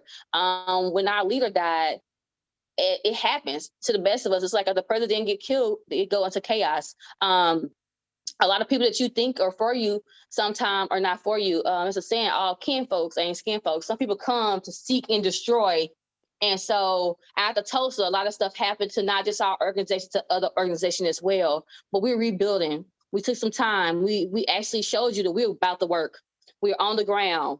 We are here. We're there. We put on programs. We just don't train. We train and hold up guns. We actually are, you know, getting back to the old ways. We're installing those national programs. We're in the streets, boots to the ground, local chapters. And I just want to shout out to Memphis, Natasha, Brother Renard. They're doing an excellent job at recruiting and retaining. So the job is see, hey, can you build a chapter? You know, if nobody in your city, you can still join and you can build your own chapter. We have workshops coming up. We don't even meet like that. We are about doing the work. And so you're like, I don't want to be on the calls. I don't want to be into a lot of meetings. Actions speak louder than words. So right now, our chairman, attorney, Dr. Malik Zulu Shabazz is doing a wonderful job. How he balanced being a dad, a lawyer, the chairman. I don't know how he does it, and he likes that. And me, I'm like the low key background support. You know, if you ask me, I'm like, yeah, I like to do the work, and I like to stay in the background. I'm not that little flashy type of person. But like I said, I just want to thank people, just not just for the Hip Hop Summit, but for everything that you did in 2021, and we're gonna do this year. I'm looking for a panel for Mississippi. We're getting everything together for down there. If you just want to be a spectator, if you want to donate, make sure if somebody can put the Cash App in the notes or in the comments on Facebook as well as Zoom, that'll be helpful. We need water, we need snacks. It's a lot. And if you need help trying to get there, we don't have a lot of money, but we always willing to try to pick up our fellow man, woman to get down there to make sure people eat and have a place to stay. Like Sister Chuma does a wonderful job. If you vegetarian, if you vegan, she has different options for you to go through and eat.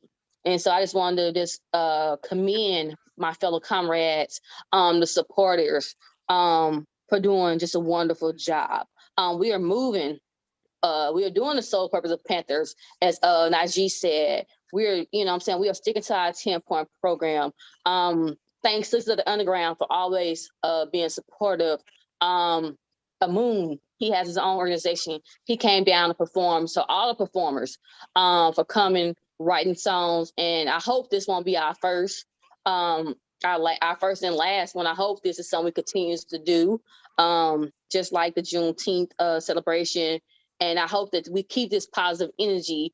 And we know sometimes when you're up here, people like to start rumors and bring you down. So don't listen to the naysay, the rumors. Come on in, join us. We'll love to have you.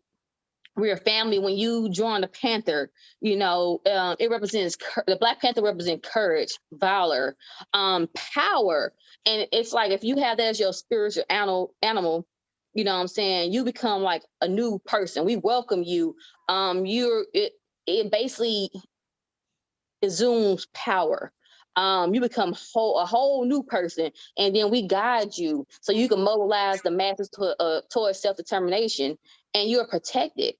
And so we encourage you to train if you dry firing, if you go to the range, if it's outside, to make sure that you keep your guns clean. So it's one thing to have a gun and to march with that gun. Do you know how to properly use that weapon that you have? Do you know how to break it down? Do you know how to scrub it, keep it clean, keep it oiled, zero it in? So it's a lot of things that we are teaching politically. In Africa, we are expanding Hawaii, with Odell. And so, like I said, come join our movement, see what we're about. Don't listen to the rumors. If you are a former Panther, you want to come home, please come home. If you have a grievance, like I was going to check and see if y'all still do this, like, no, we probably don't do that anymore. You are more than welcome to come home. We're looking to work with every Black group out there. We don't want to be fighting amongst each other and the war be blooming and the white man win. We want to work with you. I'm in Houston, and like I said, I work Brother Yakanan, the People's Party, with Anubis. Travis Rain called me and checks on me. And there's a southern region. So it's no strife, it's no us, and like we are all founded on the back of Dr. Khalid Muhammad, Aaron Michaels, Malik Hashim, and now back to Chairman. And so oftentimes we forget that. So we want to just give him his flowers while he's here and just thank him for the 12, 13 years that he served. And now he's doing it again. And to his daughter, Cece, thank you for sharing your day with us. And so I just say Black power, Black power, Black power. And that's all I had to say. Sister Chief of Staff, that was a very wonderfully delivered report. Thank you. Of course, members of the new Black Panther Party, as well as its supporters, definitely wish you all the success, as well as all of the organization's members, definitely the National Central Committee.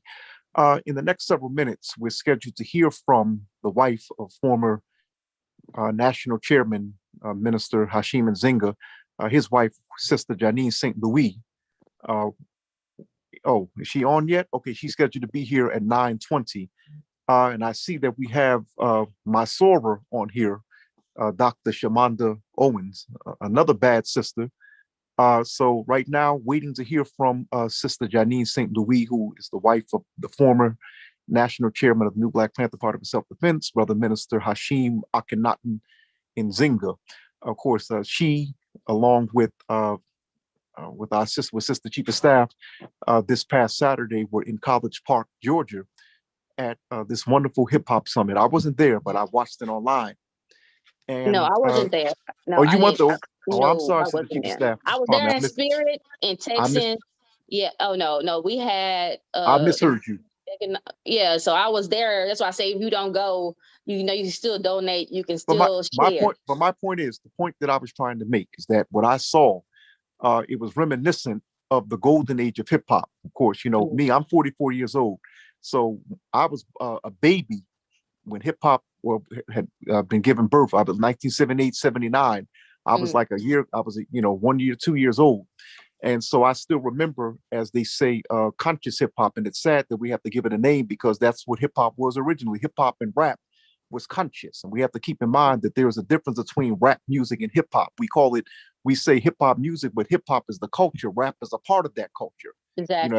As KRS-One, our brother KRS-One, hip hop icon, has stated. And me as a journalist and as an activist, in my time serving with Attorney Malik Zulu Shabazz, when I was his national assistant, and even before I was his national assistant, when I was in school, in graduating school 20 years ago, undergrad, we had the honor of being around a lot of the hip hop greats, Kool Herc, Melly Mel, Curtis Blow, so many others. Of course, Nas. Even though Nas came way after that, we had a relationship with Nas, a friendship, we were trying to have a partnership with Nas, and also with many members, current members of the New Black Panther Party may not be aware of. In 2003, Attorney Malik Zulu Shabazz and many of the soldiers at that time, we attended Russell Simmons' anti-Rockefeller drug laws rally. That was in the summer of 2003, and Attorney Shabazz spoke, but they cut him off. But that's another story. But we were there. Okay, we were actually there, and that's when Jay-Z was there, Busta Rhymes was there, 50 Cent was there. In fact, 50 walked in with Jay-Z. 50 had walked in with Dr. Dre? No, 50. I'm sorry, no, 50 walked in with Buster. Pardon me. I didn't see Dr. Dre there. No, I didn't see Dr. Dre there. Mariah Carey was there, and I was the one who introduced Russell Simmons to Attorney Shabazz. They came, and then of course Jay-Z. When Jay-Z walked in, of course Puff was there. But anyway, the point that I was trying to make, it was reminiscent of that time, and I actually wrote a little article today explaining how, that's what hip hop was, and Brother Chairman Hashim Nzinga, before he was in the New Black Panther Party and during his time when he had your position and when he became the chairman, or well before that time, he had established a relationship apart and he attempted to solidify a collaborative relationship with many rappers, including T.I. He was right there in Atlanta. He was good friends with T.I.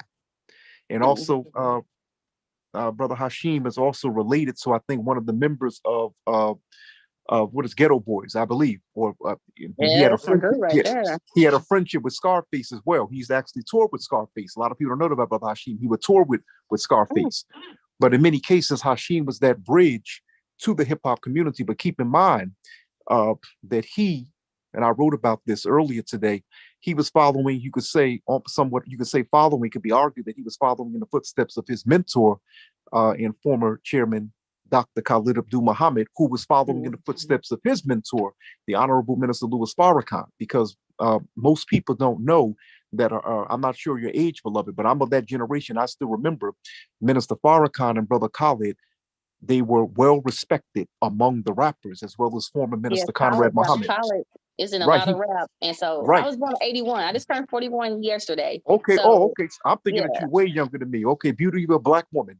So that's, and in fact, and hold on, we're looking for, once again, Sister Janine, but 3 more minutes. But in fact, beloved, and this is not for you, this is for the audience, is that rap music had actually helped. It was the hip hop, many of whom hip hop artists, rappers, many of whom were 5%ers. They had the teachings of the Nation of Islam that actually helped catapult the Nation of Islam. And Malcolm, Khalid, Minister Farrakhan, because Public Enemy and the 5%ers before them, you hear Farrakhan, the federal government is responsible, #1 killer, of black leaders. And so young people are like, wait a minute, who is that voice out here preaching in the background? And Khalid, who's that? Well, that's brother, you look on the back of the album, was Khalid Malcolm Farrakhan.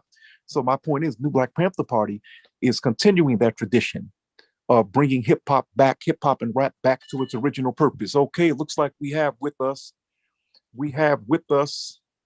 the wife of the former chairman of the New Black Panther Party, Sister Janine Nzinga. She looks like she's with us.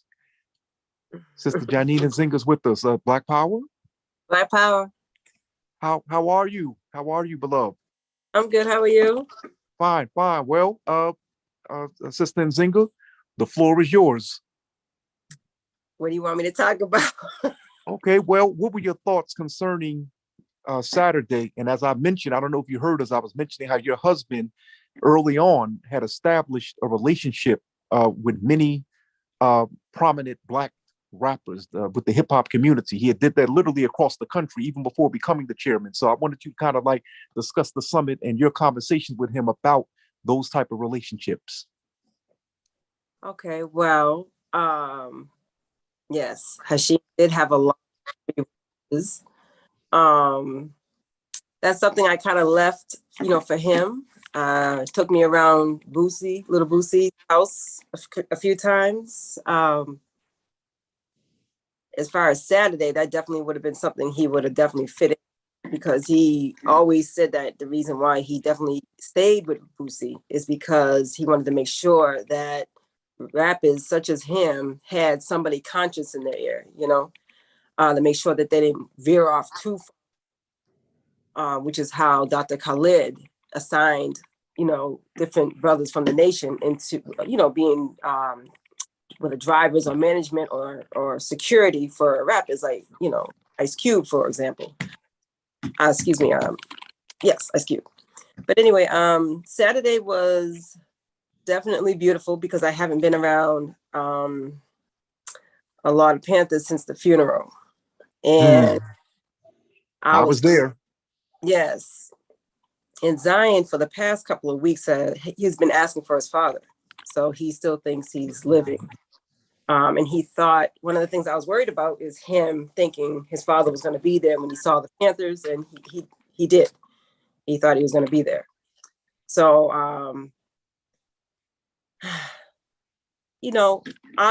I keep it in the moment, to make sure that I don't veer off too much on the loss. It can be hard sometimes. Yes, being there on Saturday, I was very emotional, but I'm glad I was there because I felt like it definitely helped with the healing process. And it was beautiful, and to see Zion just blossom. He's blossoming as a child, but he is asking for his father a lot lately. Okay, so what I want to know from you, what do you see, from what you observed? Do you feel that there's any hope for the hip hop community after what you saw on Saturday? Because yes, if they have people like Bon B there critiquing them, so they can get professional feedback on how they present themselves on stage. Hopefully we have more guidance with a lot of these rappers, so they can start having a positive message like how it used to be. I think we definitely have a chance for sure. And I think there's an awakening happening, but we just need to tap into that more than not. what I think, wow, okay, Sister Janine, I think that was a wonderful assessment. Hold on, as I'm speaking with you, I'm admitting. I want to ask you a question. The subject that I want to get, not only was there a hip hop showcase this past weekend, but you, along with several other people, have went to Black Wall Street in Atlanta. What was that like? Well, I actually have a store there. Okay, entrepreneur. Yes, ma'am. Go ahead. I have a store, and it was because of this, really, because New Birth Church partnered with Mr. Allen. I don't know to what extent, but I know that New Birth has maybe 7 shops there where they brought in entrepreneurs, I believe, from the church. One of the spaces happened to be from New Birth, but really the church provided that space for me, so that way I'm able to sustain myself in Zion. And beautiful experience. So it's all in the spirit of Hashim is the reason why I'm there. And I try to make that store as revolutionary as I can by having the ancestors posted on the wall. And that my work is about that. So the experience there has been beautiful. A lot of people get emotional. They feel loved. They feel like they're at home, like it's a big family reunion. They feel safe in there. And they just have an overall beautiful experience being in that mall. Mhm. So, So where exactly is the mall located? Is it in the West End? Where is it at? it's in Stonecrest. Stonecrest. Okay. Yes, Stonecrest, Georgia. Yes. Okay. So that's still Atlanta area, but Yes. just outside of Atlanta. Okay. Yes. Well, we're gonna get ready to wrap this segment up, Sister Nzinga, but I must ask you, what are any closing thoughts? Because we got to get to this other other icon in the next few seconds. What do you have to say to the Black nation? What's on your mind regarding the Black nation? I want to say, stay Black, stay strong, prepare your homes for whatever's to come. Things are changing. That's really basically that. Don't take that vaccine. Do what you can to better your health. But anyway, just stay Black and strong. Definitely come by the New Black Wall Street Mall. I'm in Art Avenue, the third shop to the left. But yeah, that's basically that. Prepare your homes. Well, listen, we would like to thank you, Sister Janine Nzinga. This sister here was the wife of the former national chairman of the New Black Panther Party for Self-Defense, Brother Hashim Akhenaten Nzinga. She's definitely carrying on his legacy, and of course, through her as well as through their son Zion, which means heaven or paradise. Am I correct? Yes. Yeah, little Zion Nzinga. We thank you very much for joining us. Please, by all means, Assistant Nzinga, you can stay on for the rest of the show. Right now, family, I'm getting ready to speak to Mr. Black Power himself, the man that coined the term Black Power. He's a Black Power icon.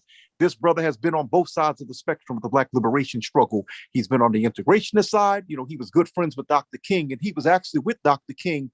He had breakfast with Dr. King the morning of 1963, August 28, 1963, of the March on Washington. But also he was with Dr. King, I believe, a day or two before he was assassinated. If I'm wrong, he'll correct me. Please welcome brother who was a SNCC member, brother, good friends, comrades with Brother Kwame Ture, co-founder of the All African Revolutionary People's Party. We have with us the Honorable Baba Mukasa Ricks, Black Power. Brother Mukasa? Yes, African. How you doing? I'm fine, dear brother. It's been a while since we've spoken with each other, Brother Mukasa. I got to get you on another broadcast, of course. But brother, we're going to give you the floor, dear brother, because you're the elder statesman. So, brother, please discuss, dear family. We're going to ask you to discuss the summit. We're also going to ask you to, not the summit, the showcase, dear brother, this past Saturday, and anything else that's on your mind. Well, this past Saturday was a great gathering, and they had a meeting, commemoration of Brother Nzinga, and of course his beautiful wife and son were there, and that was very educational and loving and enjoyable. But at the same time, people came from all over, and they were at a summit, and they were talking about the liberation and unification of our people worldwide. And so I thought that was a lot of progress. So I think the New Black Panther Party is really stepping up and doing learning and developing into a revolutionary force. And I think that we're all growing. And the other part is that I was recently in South Africa. Mm-hmm. Well, we definitely want to talk about your trip there, brother. That's what I forgot to add. And the PAC called it Tanzania. Right. And that's the African name for South Africa. And Brother Niger, Brother Africa, how you doing? How you doing, sir? Fine, thank you. Like and that when we were in South Africa, Ajabu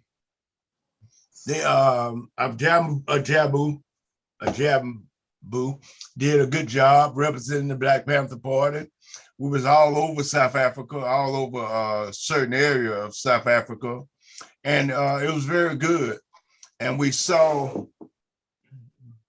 colonialism and imperialism at its worst on the white side of town.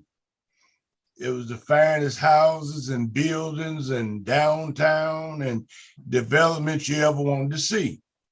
But on the African side of town, in Soweto and that area, Sharpeville, you saw the poorest conditions of human beings, of Africans that you could see anywhere, I would think it was very bad. And that means that white people, Europe, United States is still raping and robbing Africa, taking all the natural resources and leaving the Africans starving to death. Well, brother Mukasa, I have to ask you this question. Now, of course, you being a Pan-Africanist, of course, and I remember Dr. John Henry Clark said that everything that we do as African people, Africa should be its focus. What role can Black music artists play in Black liberation? Specifically, Black music artists. Well, Black music artists and rappers, they are nothing but philosophers, and they can philosophize our revolution. Otherwise, they can sing educational songs, educational rap, and teach our people about their culture. They could teach our people about the African history, Ghana, Mali, Songhai, Zimbabwe, Kemet, African deities or whatever. They can teach them about the African Revolution. They can rap about Lumumba in the Congo and tell that story. Tell the story of Mali and Timbuktu. Tell the story of the great warriors down in Tanzania that's fighting for their liberation. Tell the crimes of imperialism and how they put the great leader, Robert Sobukwe, and all them people in South Africa in jail and used to bury them in the ground up until their neck and then piss on them and pour grease on them or pour syrup on them and let the ants crawl all over them and kill them, and how they torture people. But just tell the story how Africa's being raped. Tell the stories of the slave trade.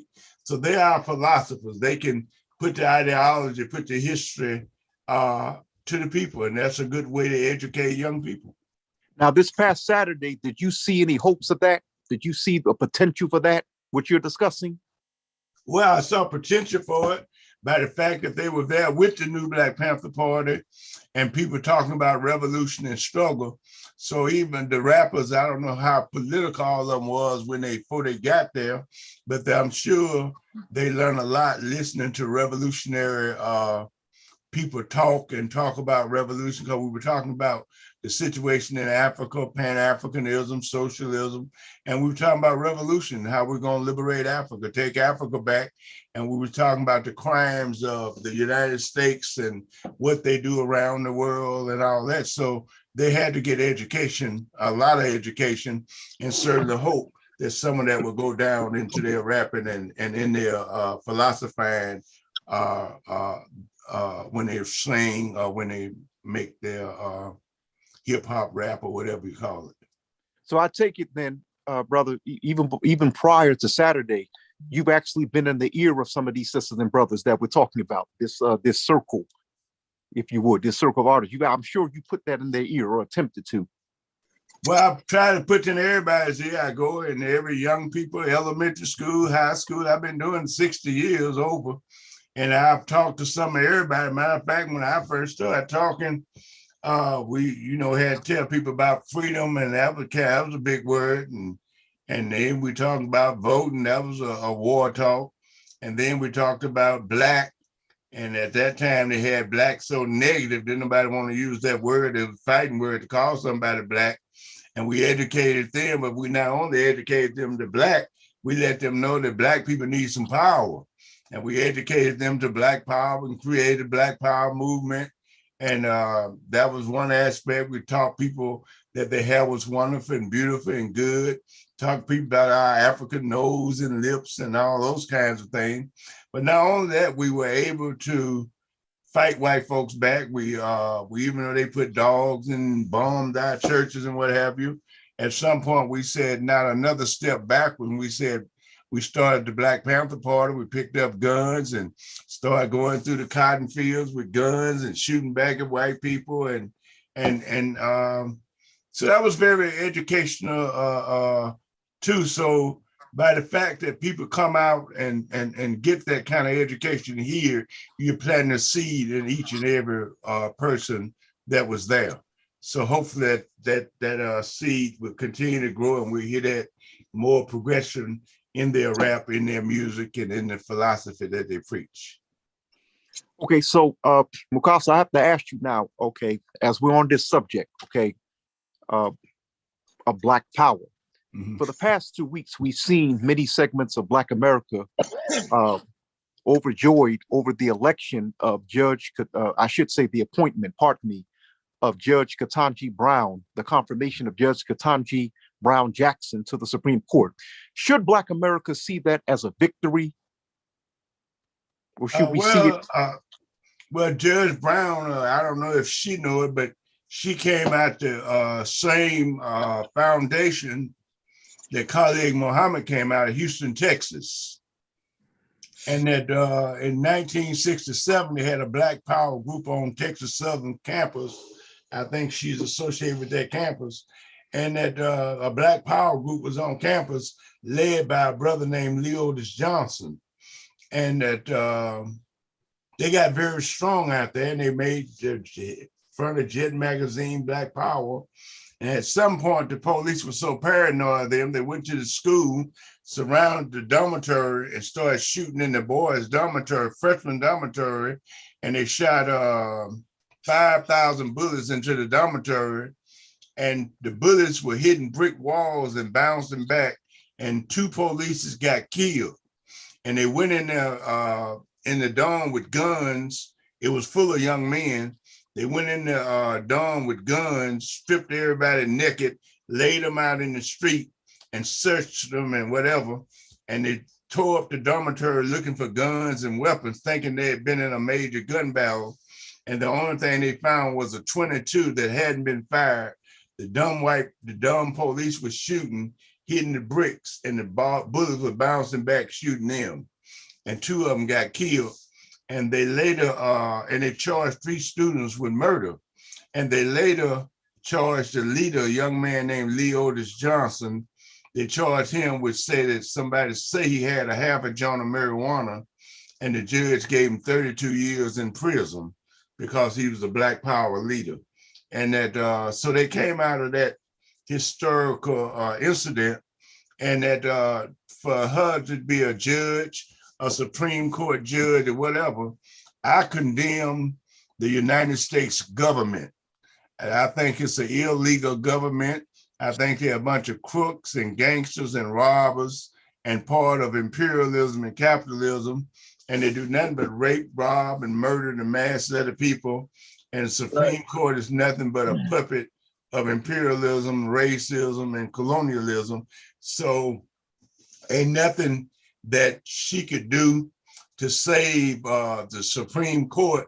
And I don't even know if she belonged to an organization, belonged to a movement, and whatever. And just because you get a judge and take him and sit him next to some white folks, I don't care what you call it, Supreme or state or whatever. To me, it's just a bunch of dummies and colonialists sitting there, Africans sitting next to some white folks, and all the ones I know sitting next to white folks, ain't none of them never been worth a damn. That include Obama, the vice president, and none of them. I helped put so many in office and all that, and I know that that don't mean nothing, because when you put them in office all over Africa, we picked up guns and helped put all these Africans in power, helped get Mandela out of jail and what have you. But when they get out and just have a name, sitting next to white folks, standing next to white folks, and they have no economics, so they really don't have the ability to solve no problems. So her to sit there don't mean a damn thing to Black people. Well, Brother Mukasa, you know, you being considered once again the elder statesman, and we like to ask you, I would like to ask you this: how do you see, or how do you feel concerning your appointment as the director of Pan-African Affairs for the new Black Panther Party, and what potential does the party under the leadership of Attorney Shabazz have on the world stage? Well, I'm always honored to represent young Africans that represent different little organizations and what have you, and especially in the name of Pan-Africanism. I think that I would like to do as much as I can to link them with other groups than PAC, the Zimbabwe government, and other revolutionary forces around the world. Right now, we need to hook up with Ethiopia, because the United States and those are trying to invade Ethiopia and Eritrea. They're trying to make a war and overthrow those governments, and we need to support them, but we need to support the PAIGC in Guinea-Bissau. We need to support different liberation groups around the world. We need to support and make a link with Venezuela. We need to have a delegation going to Cuba and learn about Cuba and that revolution and how we can support Cuba, how we can support Venezuela and be a part of their revolution and what have you. But I think that it's good that we now begin to see Pan-Africanism as a weapon, because that means that we're no longer talking about Black people in the United States. We're talking about African people all over the world, and hopefully we can unite with guerrilla and revolutionary groups and Pan-Africanist groups around the world where we can build a movement, because one little group can't do it. One person can't do it, but we have to do it. And we have to create a mass party, a mass revolutionary movement. So I'm very honored to be a part of New Black Panther Party and the Pan-Africanist movement, which I've been a part of for the last 50 years. Matter of fact, when I was in South Africa, and the people that we was working with, the PAC, I had been working with the PAC for the last 50 to 60 years, and I had been around more in the PAC longer than most of them were born. Well, most of them was born. So yeah, it's good to be part of a group that's working for the liberation of our people. And one of the things I hope that the New Black Panther Party can do is peer to all these militia groups that exist now. And hopefully we can send 100 or 200 to Ethiopia to join the army and help fight against the United States forces that's trying to overthrow the government of Ethiopia. So we definitely have worldwide potential. Okay, what I want to know from you, of course, you've known Attorney Shabazz for quite some time. How would you assess the chairman of the attorney, Attorney Shabazz, National Chairman Shabazz, how would you assess his current leadership of the party? And the reason why I'm asking this is because, for the past, I would say in recent months, but specifically in the past several weeks, he's been facing attacks from other Black activists. Okay, this past week, there was I forgot the name of the host, but there was a host that had invited a former member of the organization on, and she pretty much, both of them lambasted Attorney Shabazz, doubting his legitimacy, doubting his sincerity. What's your thoughts on all this? Well, I think that they're a bunch of young people, and they have come from being a bunch of young people and trying to get organized, and on the way they have done a lot of good things, and they've made a lot of mistakes and made a lot of friends and probably made a lot of enemies. But to me, I think that the New Black Panther Party is trying to mend its mistakes and mend the problems that they made with other people, or other people made with them. And I think they see that we're gonna all have to work together because we got one common enemy, and that we have to come together and work out our contradictions and continue to fight imperialism, colonialism, and Zionism, of course. And we have to continue to fight it. And that, and we're gonna have to fight together, whether we like it or not. We're in deep trouble. So I have no problem. My enemy is the United States government and European forces, NATO, and all those forces that's attacking Russia and attacking a good brother like Putin, who work with liberation movements in Africa, Angola, Eritrea, Mozambique, and Zimbabwe, and many other. Putin spent years in Africa helping us build armies to fight against NATO and the United States, who's a part of NATO, and who's enslaving and killing our people. So we thank Putin and thank Russia for standing up against imperialism and fighting them. And we know that the United States is on Russia's borders creating war, but I'm sure Russia will be able to hold them off. The United States ain't winning no war nowhere. They continue to get beaten and whooped. So I think that from my perspective, that Zulu is, the brothers trying to men and make relationships with groups all over the world. I think he's a little more humble than probably was when he was a younger man, and he see that we're gonna all have to work together. And basically, that's what I think. Now, Brother Bukasa, of course, as we speak about attacks against him, you yourself, along with, brother, Kwame Ture and Bob Brown, you yourself came under enemy fire, if you would. You actually saw COINTELPRO firsthand. You didn't read about it in books, you lived it. Is that right? If you would kind of describe what that's like, because most younger Black activists oftentimes romanticize this struggle. They don't understand what people like yourself actually saw and experienced. I've been under attack and been through so many different struggles from so many different levels, from the FBI, CIA, and then reactionary Africans.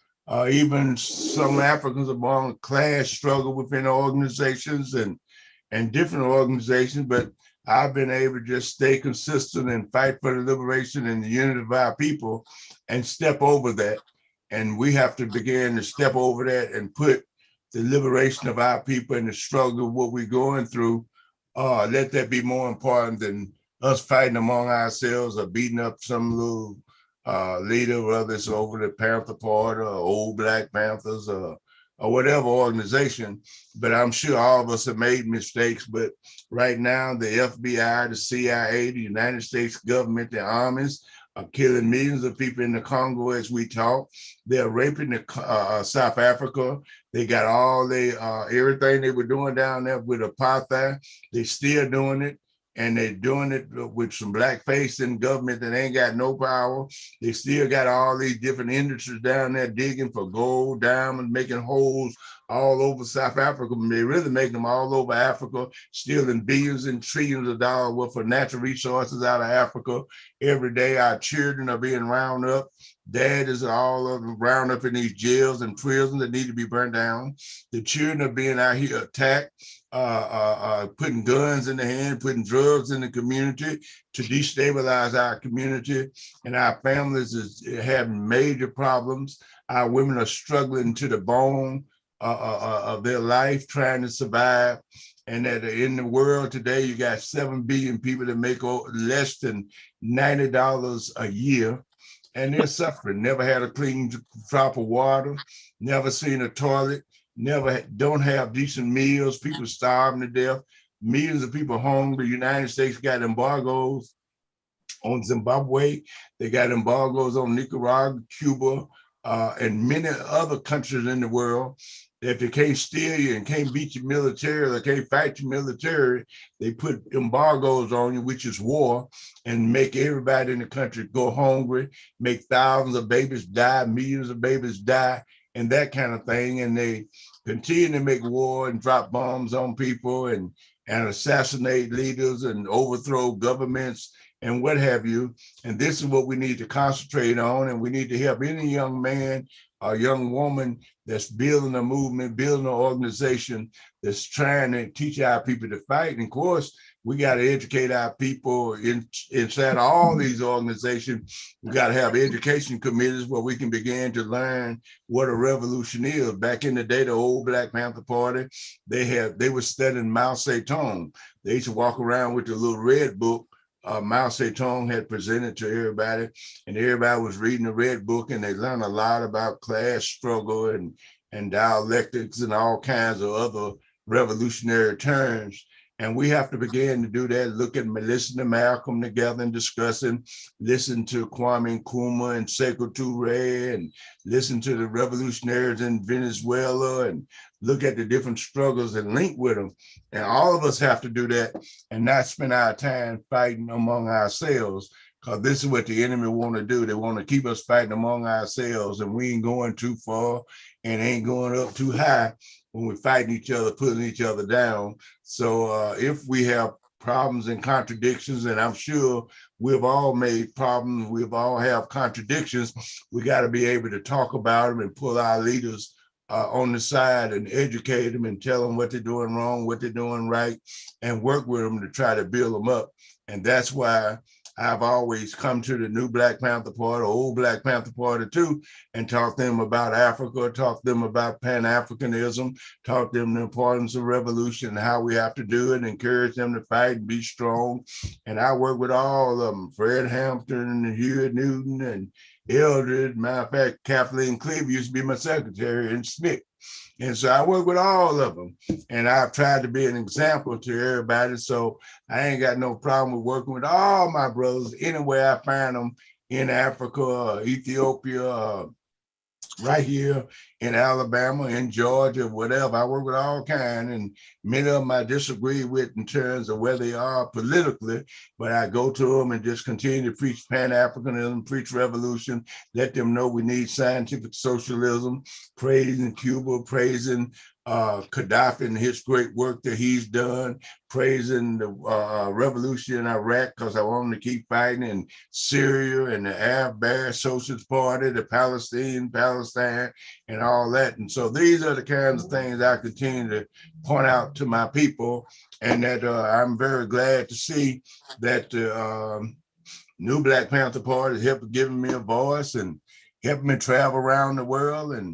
And matter of fact, I'm going to them and tell them I gotta take a delegation to Ethiopia and let them know that we're coming to help them fight. And hopefully we'll take maybe 200 or 300 militia soldiers over there and let them get trained and let them fight to hold the United States and Europe, all for Ethiopia or all for Africa.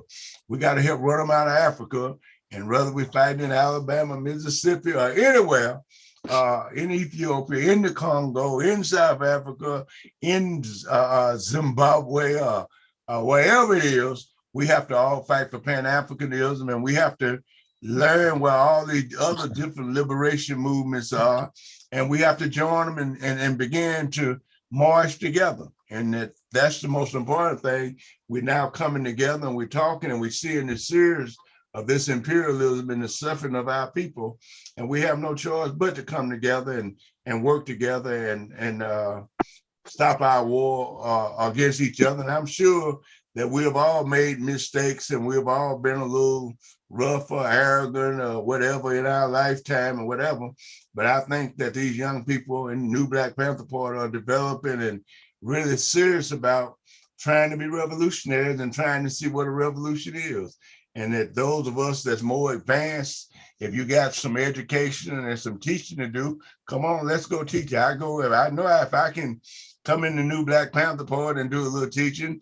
I go to the nightclubs near my house and do teaching. I go into streets and alleys and pool halls and do the same thing. So I think we're coming. So I think Zulu is trying to mend his mistakes and consolidate with all the people that he can. I know he want to do as much as he can with the old Black Panther Party, and let us come together and stop fighting among ourselves. Brother Mukasa, you provided insight concerning Pan-Africanist alliances, if you would. Dear brother, within the past, I would say 4 to 5 years, or maybe a little bit past 5 years, we have witnessed the emergence of the ADOS and FBA movements that I'm sure you're familiar with. The what? The ADOS movements, the American Descendants of Slaves and Foundation of Black America. Oh, yeah. Yvette Carnell, when they're on the ADOS side, and then you have Tariq Nasheed, who was with them, but then he separated over disagreement and formed the Foundational Black Americans group. These two groups are, they're Black, but they oppose Pan-Africanism. And in many cases, they appear to be disrespectful to many of our diasporic brothers and sisters. Have you noticed that? Have you observed that? I've heard that, and I don't pay that kind of stuff no attention.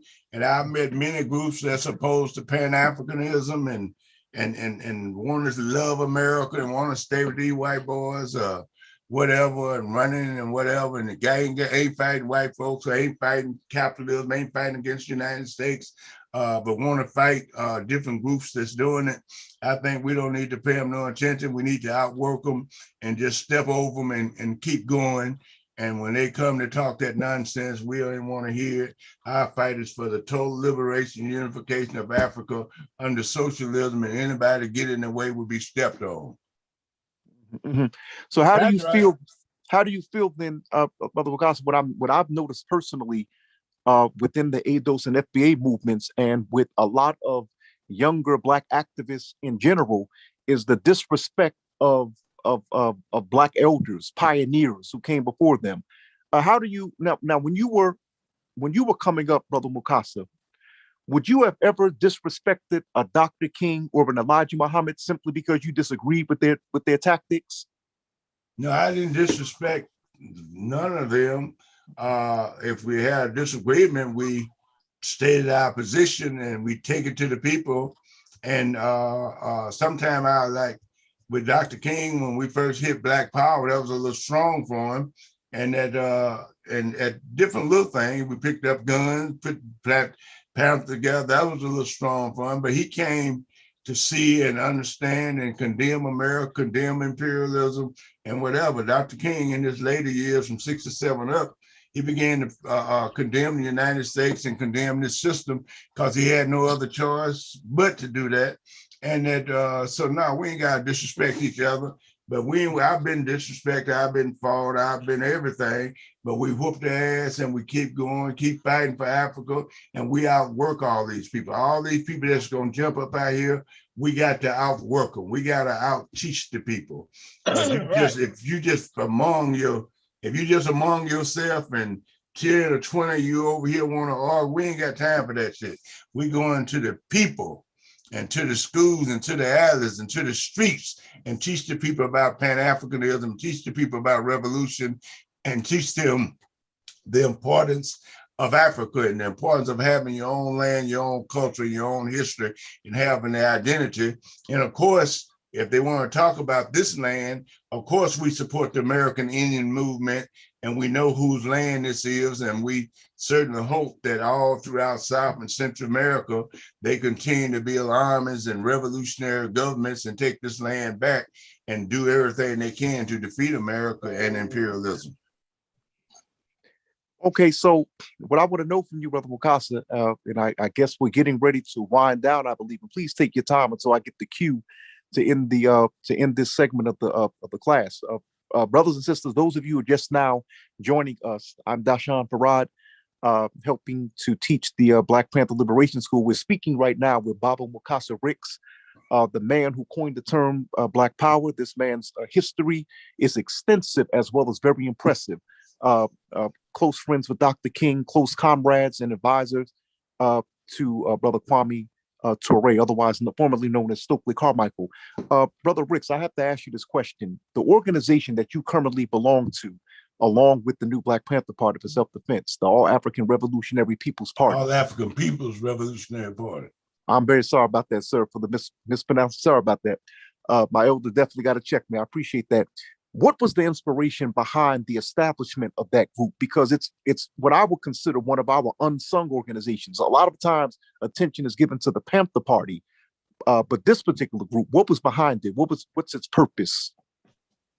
The All African People's Revolutionary Party, teach people they're Africans, teach people about socialism, importance of scientific socialism, and to liberate Africa, the total liberation and unification of Africa and the scientific socialism, to bring Africa back together after imperialist colonialism broke Africa up into 60 different little countries, make it one country, put together one ideology, one philosophy that we can teach and guide our people with and flood it into our people, put together liberation schools like what you're doing, and teach our children about Africa and unity and brotherhood, teach them to love each other, teach them the oneness, and link them up with other liberation schools and go and get all these little street gangs, educate them and try to make them into one. And at the same time, the liberation movements in Africa and revolutionary governments around the world, we have to come together. And that's basically what the All African People Revolutionary Party have been trying to do, is to liberate Africa and join in with every liberation movement and to do as much education to our people as we possibly can. History is a great weapon. Malcolm said that it's a powerful weapon, and we have to give our people their history and their identity. Land is the basis of all revolution. We're the only people that walk around, don't have a flag, don't have a land, don't have a government, don't have our own armies and whatever. And now we have all different groups are trying to put together and have the idea that we need armies, we need organization, we need schools. And that's why I certainly hope we put liberation schools in every community, under every tree, and teach our people their great African history and culture, and teach them to be revolutionaries. And we got to round up the gangs, round up the little children, and be fathers and guidance to our children. Well, Brother Mukasa, Brother Baba Mukasa Ricks, we thank you very much for joining us. And of course, it was wonderful when I wasn't in College Park on Saturday, but I watched the broadcast via YouTube Onset's live stream. And of course, brother, it was wonderful to see you there, brother. And I believe that you actually illuminated the event with your wisdom and experience as you illuminated tonight's class. I had a great time with everybody, and everybody made great contributions to it, and people had great attitudes. And I met one little lady sitting there, and she had told me that the police had just killed her son, and she was, there trying to find support and love and all that. Right. And I let her know that her son died while all of us could wake up and be freedom fighters and wake up and realize that we Africans wake up and realize that the United States is the enemy to the world. It's an imperialist nation, and they do nothing but do mass murder and prepare mass murder and take all the money that should be feeding the people, educating the people, building schools and hospitals and putting food in people's mouth and trying to help all them soldiers that's come back with one leg, mentally ill, sick, that can't get no help. And the United States would rather spend billions of dollars on weapons abroad and around the world to kill and murder and do mass murder and what have you. And that this is what we have to educate people to and teach them to love Africa and love all the liberation movements and support all the liberation movements wherever they might be. And we want to make them all strong. And we definitely urge y'all to stop fighting each other. And we got a bigger enemy than the other little black groups out here.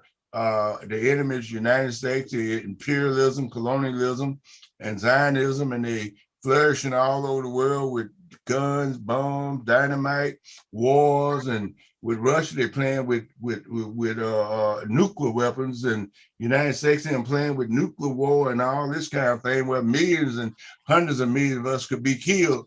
And this is why we have to stop them. We have to defend Africa and defend our territory. We need a territory, and definitely we would have to have nuclear bombs too, because everybody else got them. If you ain't got none, everybody else point theirs at you, then they can take advantage of you. We got to build an army, but we got to build an organization that can teach and guide and get direction from the Venezuelan president and the Cuban president and Cuban leaders and Eritrea, Ethiopia, and join in with these movements and whatever. But we definitely don't come to fight each other and always want to jump on each other. And some of these brothers are trying. They might not be where you want them to be. They might not be where you are. Then at least help them get to where you are. And so I have no problem with working with none of these groups. I've even worked with, I was down in Selma working with these folks want to walk across the bridge where John Lewis and where Martin Luther King turn around. Now, I go down there with them every year, but I don't be down there marching across the bridge with no flag like it's no victory. I'll be down there telling people the bridge needs to be blown up and burnt down because it's a place where they beat us down. They made Martin Luther King turn back, and it's a symbol of terrorism against African people, and the bridge need to be tore down, burnt down. And one time I had the kids down, they were all screaming, blow the bridge up, blow the bridge up, burn the bridge down. And a lot of them got scared, or the Uncle Toms, they all mad at me for doing it, but I didn't give a damn. But I was able to educate them and plant seeds in them and let them know that United States is an enemy, and that and we're not Americans, and damn some voting. Freedom is won through revolution and not through going out voting for these crooks. Biden ain't nothing but a snake, a crook, just like the rest of them. Obama was a neo-colonialist crook, just like Mobutu and the other neo-colonials that kill and murder and trick and lie to our people to make them think that they're doing good for us. Ain't none of them doing good for us. They ain't planning to do good for us. We got to do good for ourselves. And that's why we got to love Africa, love our brothers and sisters, and help anybody alone that's trying to work for the liberation. So I could say that the new Black Panther Party is trying to link up with other liberation movements around the world. They're trying to be a force inside the United States and what have you. And I'm happy about it. So yeah, I support them 100%. And I support any other group out there that's doing the same thing. Long live Africa, long live Pan-Africanism. Africa must unite. And let's keep our eye on Ethiopia. If Ethiopia fight, we will all fight. We will defend Ethiopia. We will defend Africa. That's right. That's right. It should be noted that Baba Mukasa here has been a longtime supporter of Attorney Malik Zulu Shabazz and the new Black Panther Party. And I personally witnessed that. Brother Baba Mukasa Ricks, we thank you very much for joining the Black Panther Liberation School. You're free to stay on the broadcast. I'm getting ready to bring up next a brother who was he actually helped to organize the event. He's an activist as well as a musician, music man, producer. I believe he's a producer, Brother Darrell Kelly. Brother Darrell, am I pronouncing your name properly? Hey, good evening, good evening. It's Darrell Kelly. How are you? Okay, okay, Brother Darrell. Thank you, brother. I'm very sorry about. Hey, how y'all doing? All right, there you go, Prince. How you doing, man? All right, hold it. Black Power, so listen, he's also been another supporter. This brother here, along with Brother Mukasa, along with others, has also supported Attorney Malik Zulu Shabazz and the new Black Panther Party for quite some time. Okay, please, the floor is yours. Oh, thank you so much, John. Good evening to you. I've been with Brother Najee and Brother Malik Zulu Shabazz. I definitely understand what their leadership is about. And whenever I called on the new Black Panther Party, they came in full force to stand with me when others have not. And whenever they call, I will always stand for them as well, not only as a musician, but as a brother and as a friend. And anytime I needed to reach out to Mr. Najee and Brother Malik, they always opened arms with love and unity and acceptance. And I really appreciate that. And we need more of that. We don't have enough of that. And it's a shame how we are fighting against each other in some ways, and other organizations think that they're better than others. But like the brother just said, we have to support Africa. And once we start supporting Africa and opening up people's eyes, then they will really and truly understand what's really happening in Africa. I don't call it America, I call it Africa. And at the end of the day, we just have to be very open-minded and very careful about the things that happens in our lives on a daily basis.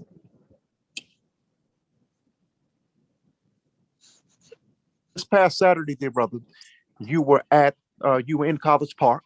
We saw you up there on screen. Please give us your thoughts concerning the hip hop showcase, brother. Let me tell you something. I really was very honored to be a part of that, because when Dr. Malik Zulu Shabazz opened up that opportunity for young African-American brothers who has talent, that was great, because these artists, they really work hard to try to be discovered and to share their music about our Black culture. And I thought it was a very nice showcase. And to be honest, I gave everybody a score of 5. I didn't give anybody less than the highest score because they had the will to stand up there, the courage to stand up there to let us hear their talent. And I didn't want them to get discouraged. I'm looking for the next showcase, and hopefully this can be a real major thing across the world for the people who's coming forward to do their thing. And we need to stand by them and support them so that they can use their talents when it comes down to spreading music to the people who needs to understand what is going on with systemic racism, police brutality, and all of this corruption that America has been doing for over 400 years. Okay, so what I wanted to know from you, brother, you've been involved, you've been an activist for quite some time, as well as in this industry, the music industry, for quite some time. What I would like to know is, why is it important to have events like this for, if you would, new Black artists or younger Black artists, if you would, Black musical artists? Well, it's very important for a lot of reasons. It will encourage young African-American brothers and sisters to do something constructive versus being out in the street and being in gangs. That's the problem today. We don't support our youth enough to encourage them to do better. And if they have any type of skills, if it's music, if it's art, if it's business, we as leaders supposed to step up and we supposed to show them the way. A lot of young people today, they grew up in broken homes. And with that being said, they're lost, they're confused, they have no guidance. So this is something to keep them on the right path, but most importantly, help them grow, because we need more young entrepreneurs, we need more Black and brown entrepreneurs out here, and we need to make sure that they could also help other people as well as they're growing in the industry.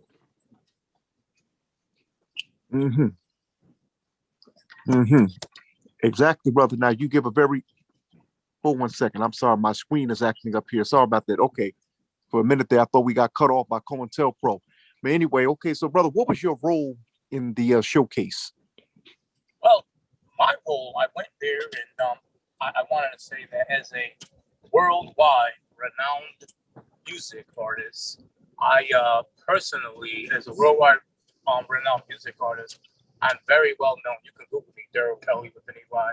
I'm a music artist worldwide, and I went there to hear the talent. And if I liked what I heard, I was going to go ahead and sign them to my record label, which is Viral Records. I'm a music celebrity. However, I don't let my celebrity or my fame get to me, because I know who I am and where I came from. And growing up in the projects in Boston with no father in my life, nobody never gave me a chance. I had to make myself a self-made millionaire and entrepreneur. So my goal was to go there to discover talent and hopefully help them artists if I can. And that was my role. So who are some of the, in your career, okay, like we said, you're not just a world-renowned musician, you're also an activist. So that places you actually in two realms, two circles. Who are some of the people that you've, I'm sure you hear this all the time, but I'm going to ask you in both realms, who are some of the people that you worked with, the people who've inspired you, the people who you've collaborated with? Well, I'll be absolutely 100% honest with you. Daryl Kelly with an EY. I haven't met anybody like myself. And at the end of the day, I have an open mind to weigh it out myself. I judge people by what I see, not what I hear. And it's a lot of things in this world that is messed up. And a lot of people, they don't have it correctly. And we all don't. So at the end of the day, if I had to say anybody inspired me, it had to be myself, because I had nobody in my life as a young man to show me the way. I had to show my own way with 8 siblings in my household. So, I'm the third oldest, and the oldest was out there running the street doing what they were doing growing up. But I choose to stay home and had 2 jobs, and I was going to school because I had to be the one to take care of my mother and my siblings. And to this day, I do it every single day. So I have no inspiration or nobody who inspired me at all. The closest person that I could tell you, to be honest with you, who showed me real, true friendship and love more than my own family was Dr. Malik Zulu Sabaz. I've written a song called Black Wall Street, and I dedicated that song to him. I was going to get. Yes, because he showed me a lot in a short period of time. It's almost been a year that I've seen this brother faithfully, always getting the people together. He's always doing events for the people. He's always supporting them. He's always giving them food and clothes and shelter. He even gave me a donation. And at the end of the day, I don't supposed to disclose that, but yes, he has, because he wanted to further my music career, as I've also helped others with those donations. And that's what I can say on that. Now, we definitely, okay, now we know what inspired Black Wall Street, but I have to ask you, I have to mention, we definitely know what inspired the album Take Your Knees Off Our Necks. What I want to ask you about that album, okay, how long did it take you to put that together? And of course, we know that was based off of the death of our brother, George Floyd. Am I correct? Well, if you listen to the album, Take Your Knees Off Our Necks, you know, I have a song about George Floyd, Breonna Taylor, Jacob Blake Jr. I have a song about Mr. Deontay Wright. I have a song about Breonna Taylor, Derek Scott, Andrew Brown, you name it. I have a song about a lot of police brutality people and victims. And what inspired me is what I saw. When you see a man on the ground with a knee on your neck, and he's gasping for his breath, and he's calling his mama's name while dying, that was very hurtful.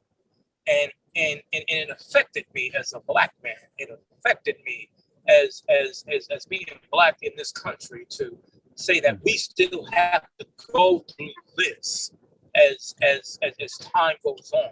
And I just went ahead and wrote the song because not only did I say it, I believe the great Shirley Caesar has said it. I believe that Reverend Al Sharpton has said it. So they said it, but I wanted it to be heard through the music. Take your knees off our necks. It's like when I was speaking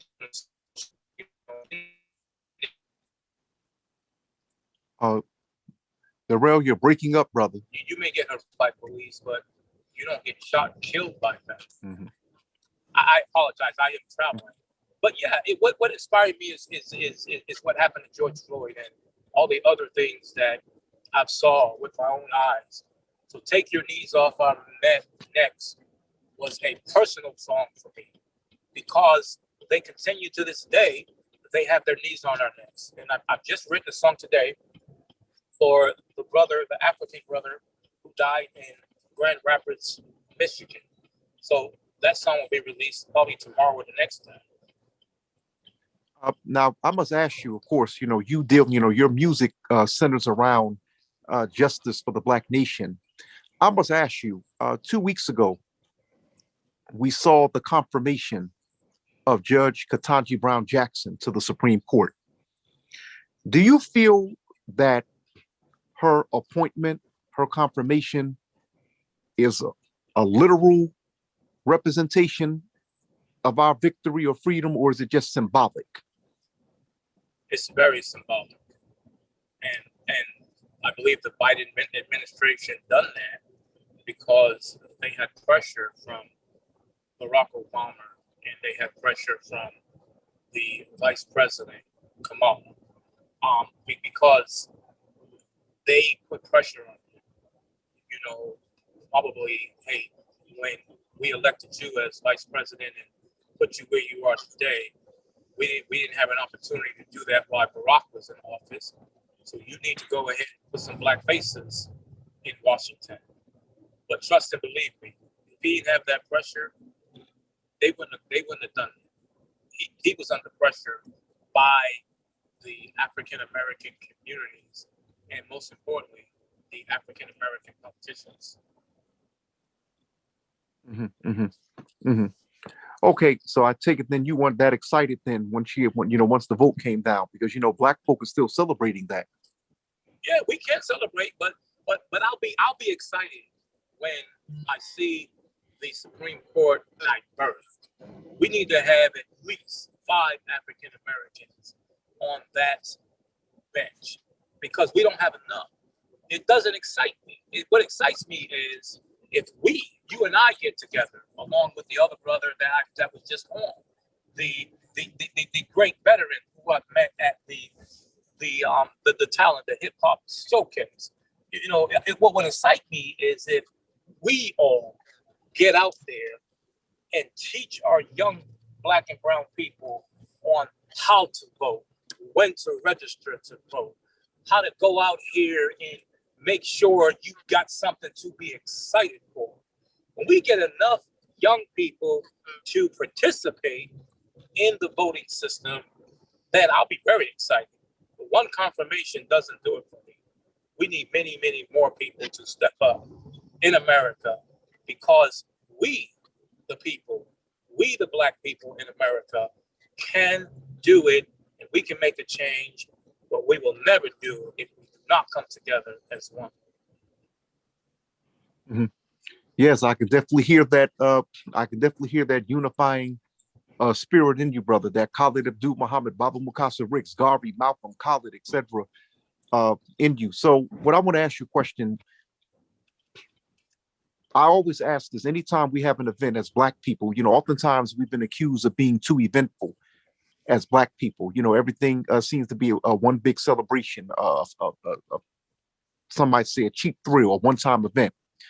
What is the way forward from Saturday? What should the musical community, in terms of Black artists, Black musical artists, what should be the way forward? I'll start off by playing more of Daryl Kelly's music. I think every Black person in America needs to hear my music because it's genuine and it's real. But most importantly, I think we as Black and brown people, we as Black people should help the people that was there on Saturday. We should be more involved. It shouldn't be a situation where we went out and we heard them and we judged them and we give them constructive criticism. We should go ahead and try to help them, like Dr. Malik Sabash said, help them more because they're young, talented artists. And the only thing they need us, they need you and I as leaders and the other gentleman on the phone earlier, they need leaders like Najee. They need leaders like we are to come together and keep them active and busy. And that's how we're supposed to do it. It's like I have a farm in Florida, 68 acres. And I had approximately 5 young brothers out here today. They never been on the farm. They was getting ate up by fleas and ticks. And they was, oh my gosh. But at the end of the day, they went ahead and they got the job done for me. And we worked together and I showed them how to work in 68 acres. And they never experienced it. But at the end of the day, it was a very great experience. And I got out there with them, which I'd never done. And I worked with them. I said, I'm taking a day off. I did that. And I've worked with these young men today. Now they have a better understanding of what needs to be done. But if I never came out here today and showed them, the farm will still be really messed up while I'm traveling on the road. So, Yeah, Daryl, I've had the honor of being on farms many times. So I know exactly what you're talking about. Yeah, I know exactly what you're talking about. But see, me being a camper, I mean, I'm a city boy, but me being a camper, I never really had an issue with that. But I remember there are friends of mine who came from the city. They get in like a rural environment, a woodsy environment, and you're right, they panic. Yes, and they're literally 18, 19. Grown men panicking, right? And 22. And they're young brothers, right? And they was, oh my gosh, they got panicked, they got ate up. the fleas and the ticks was eating them. They said, it's snakes out here. I goes, listen, let me tell you something. The white man would never thought that us black folks living out here in this rural neighborhood would have a beautiful farm like this. So you got to get out here if you live here, and you got to get out here and show these people that you can keep this property up too, because they think we don't supposed to be here. And it's funny how I had to buy this land that was already owned by us in the first place. So definitely, so you know, not only are you teaching music, you're teaching entrepreneurship as well as agriculture. Man, I'm telling you, I'm teaching everything. I'm even teaching them about the new Black Panther. You know, it's like they says, "Are you a new Black Panther?" I says, "I'm not 100% committed yet. I gotta dive more into it because I practice my own religion, and it's called Wugin, which is an acronym, which is God of the universe, God of the world, God of all gods, God of everything and anything, including me." And to be honest with you, it's like I just go by faith each and every day, and I listen to very strong, powerful brothers like you guys. And at the end of the day, it's like it's not what you learn that makes you successful, but it's what you remember. So I have to really and truly remember the great things that you guys are teaching because I'm new at it. But at the end of the day, I'm not going to be fake and phony either. I'm going to be real to myself because if I make a commitment to stand up with you guys 100%, trust and believe me, it's going to be a real commitment. And I'm going to be on a lot of people's ashtrays because I'm not going to take no BS from anybody because we don't need shenanigans in an organization like you guys have. So, Brother Darrell, please tell us about this song. I want you to further elaborate on this song that's scheduled to come out, you said, within a day. You know, tell us about that. A day or two. This song is basically about how this African brother, he leaves Africa, but then he's killed by police in America. And that's what I'm talking about. How can you escape Africa because of a war, but then you come to America and you get killed? So I'm saying that there is a war in the Ukraine, but what is the difference between the Russian killing Ukrainians when in fact police is here killing us in our own country? I said all them racist police needs to get deported over to Russia and go and do that because at the end of the day, it's like you can't win. You cannot win in America if you're Black. I'm sorry to say it. Matter of fact, I ain't sorry to say it. I meant that shit. Excuse my language. I ain't sorry. I ain't sorry to say that. I meant that. So, brother, so you share the same viewpoint that Marcus Garvey had when he said that the Negro will never find justice in white society. Am I correct in saying that? Well, I can say that, but I was listening to a brother this evening, and I'm not two-faced or I'm not a hypocrite. And the senior there, you know, he's a veteran, and I've met him at the hip hop thing that we've done. He travels to Africa. He's saying we have to learn Africa, and I've been listening to him. And he was telling me, he was telling all of us when he stood up and he made a speech about America. And these are the things that I've really and truly starting to find out now by listening to the new Black Panther Party and listening to this great guy who was giving us all the facts about the world, period. But I have to confess, you know, I've written a song for Ukraine, and it's called "Insane in the Ukraine." And I've written that song because the only thing I saw in my mind was them innocent children. And that's what I saw getting killed. But at the end of the day, they're putting millions of dollars into that country, and they're not putting nothing into Africa. And I tell everybody who I'm around every single day, they could have gave African Americans those billions of dollars that they're shipping over to Ukraine. So I have to Darrell, if I ask may, myself. Darrell, I want to ask you a question. I'm sorry to listen. I don't like cutting you off. This No, I'm about to no, ask you're you. good. You're How do you good. feel? No, I'm just going to interject this. The thing that burns me up is that HBCUs are talking about offering free education to white Ukrainian refugees. If I read it correctly, I could. See, I just took off my glasses because when you said that 100%. I don't know if it's the white ones or the black ones, so I have to check that out. But I remember that 2 weeks ago.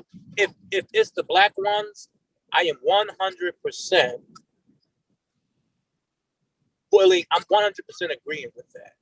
But if it's the white ones, they need to really and truly reconsider that because there's a lot of African American and black people that got stuck in Ukraine, and they wasn't even trying to get them out of their safety.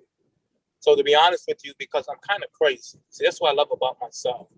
I'm planning a trip to go to Warsaw, Poland. I probably will go this weekend or the weekend after because I'm not going to go by what people tell me. I want to go and see it for myself. I want to see how many African Americans or black people, period, that is a refugee over there and see what's going on. Is you getting any help over there? So I'm really planning a trip, and I met a girl who actually lives in LA, and she's Ukrainian, but her parents is stuck over in Ukraine. So I was going to use her to help me figure out my investigation because I need to know. It's on my mind. You hear things, but I need to go and do my own investigation so I could report it to my people and say it's true. They're really doing that. And if it is true and they're doing that, then that's when I need to go ahead and stand up to whatever I have to do. The ambassadors or whoever is responsible to help us get them to safety and back to wherever they're going to go to. And then we can help them get the grants or whatever they need to further their education in America. But we got to find out where they are and who they are first. Makes good sense. Well, right now, brother, we're going to have to wrap up the broadcast. Brother Darrell Kelly, Brother Mukasa Ricks, Sister Chief of Staff, and others who have joined us. We thank you very much. I'm Dashan Farad on behalf of Attorney Malik Zulu Shabazz. Thank you very much for joining the Black Panther Liberation School. We're usually on every Monday from 7 p.m. to 9 p.m. Eastern. Of course, every once in a while, depending on the topic, depending on the subject, we may extend the time. But we were discussing tonight the debate earlier between Attorney Malik Zulu Shabazz and Hebrew Israelite leader Captain Tazariak, but we focused mainly on this past Saturday's hip hop, Black Power hip hop showcase. Hip hop, that was the name of the showcase in College Park, Georgia. And Brother Darrell here, one of the people that participated. He's a musical. He's well known across the world. His music. He's not just a writer. He's a producer, singer. He has an album due to come out within the next 2 days. One of his more popular albums. Of course, he did an album on Black Wall Street. They have a Black Wall Street in the Atlanta area.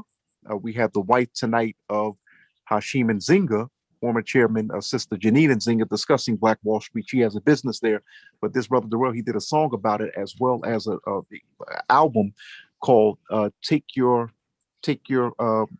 Knees off our neck." Off our neck. Sorry about that, dear brother. It's getting a little bit late. My mind is very sharp. Yeah, that's all right. Can you play Black Wall Street before we exit? Because I want y'all to hear that song. Oh, brother, I don't have the mechanism to do that, dear brother. But right now, hey, brother, next time you invite me on the show, I'll make sure I have it pulled up for you. I promise you, I was getting ready to ask that, but my orders are to end at 10:30. But Brother Darrell Kelly, I'm Darrell Kelly. Thank you very much for joining us, as well as our other guests and attendees of tonight's class. Family, I'm Dashan Farad, Hotep Peace. Assalamu alaikum, shalom. Lafia, all Black laws of Black people. Baba Mukasa Ricks, thank you very much, definitely for joining us, the legend. All Black laws, all Black people, Black power. Black power.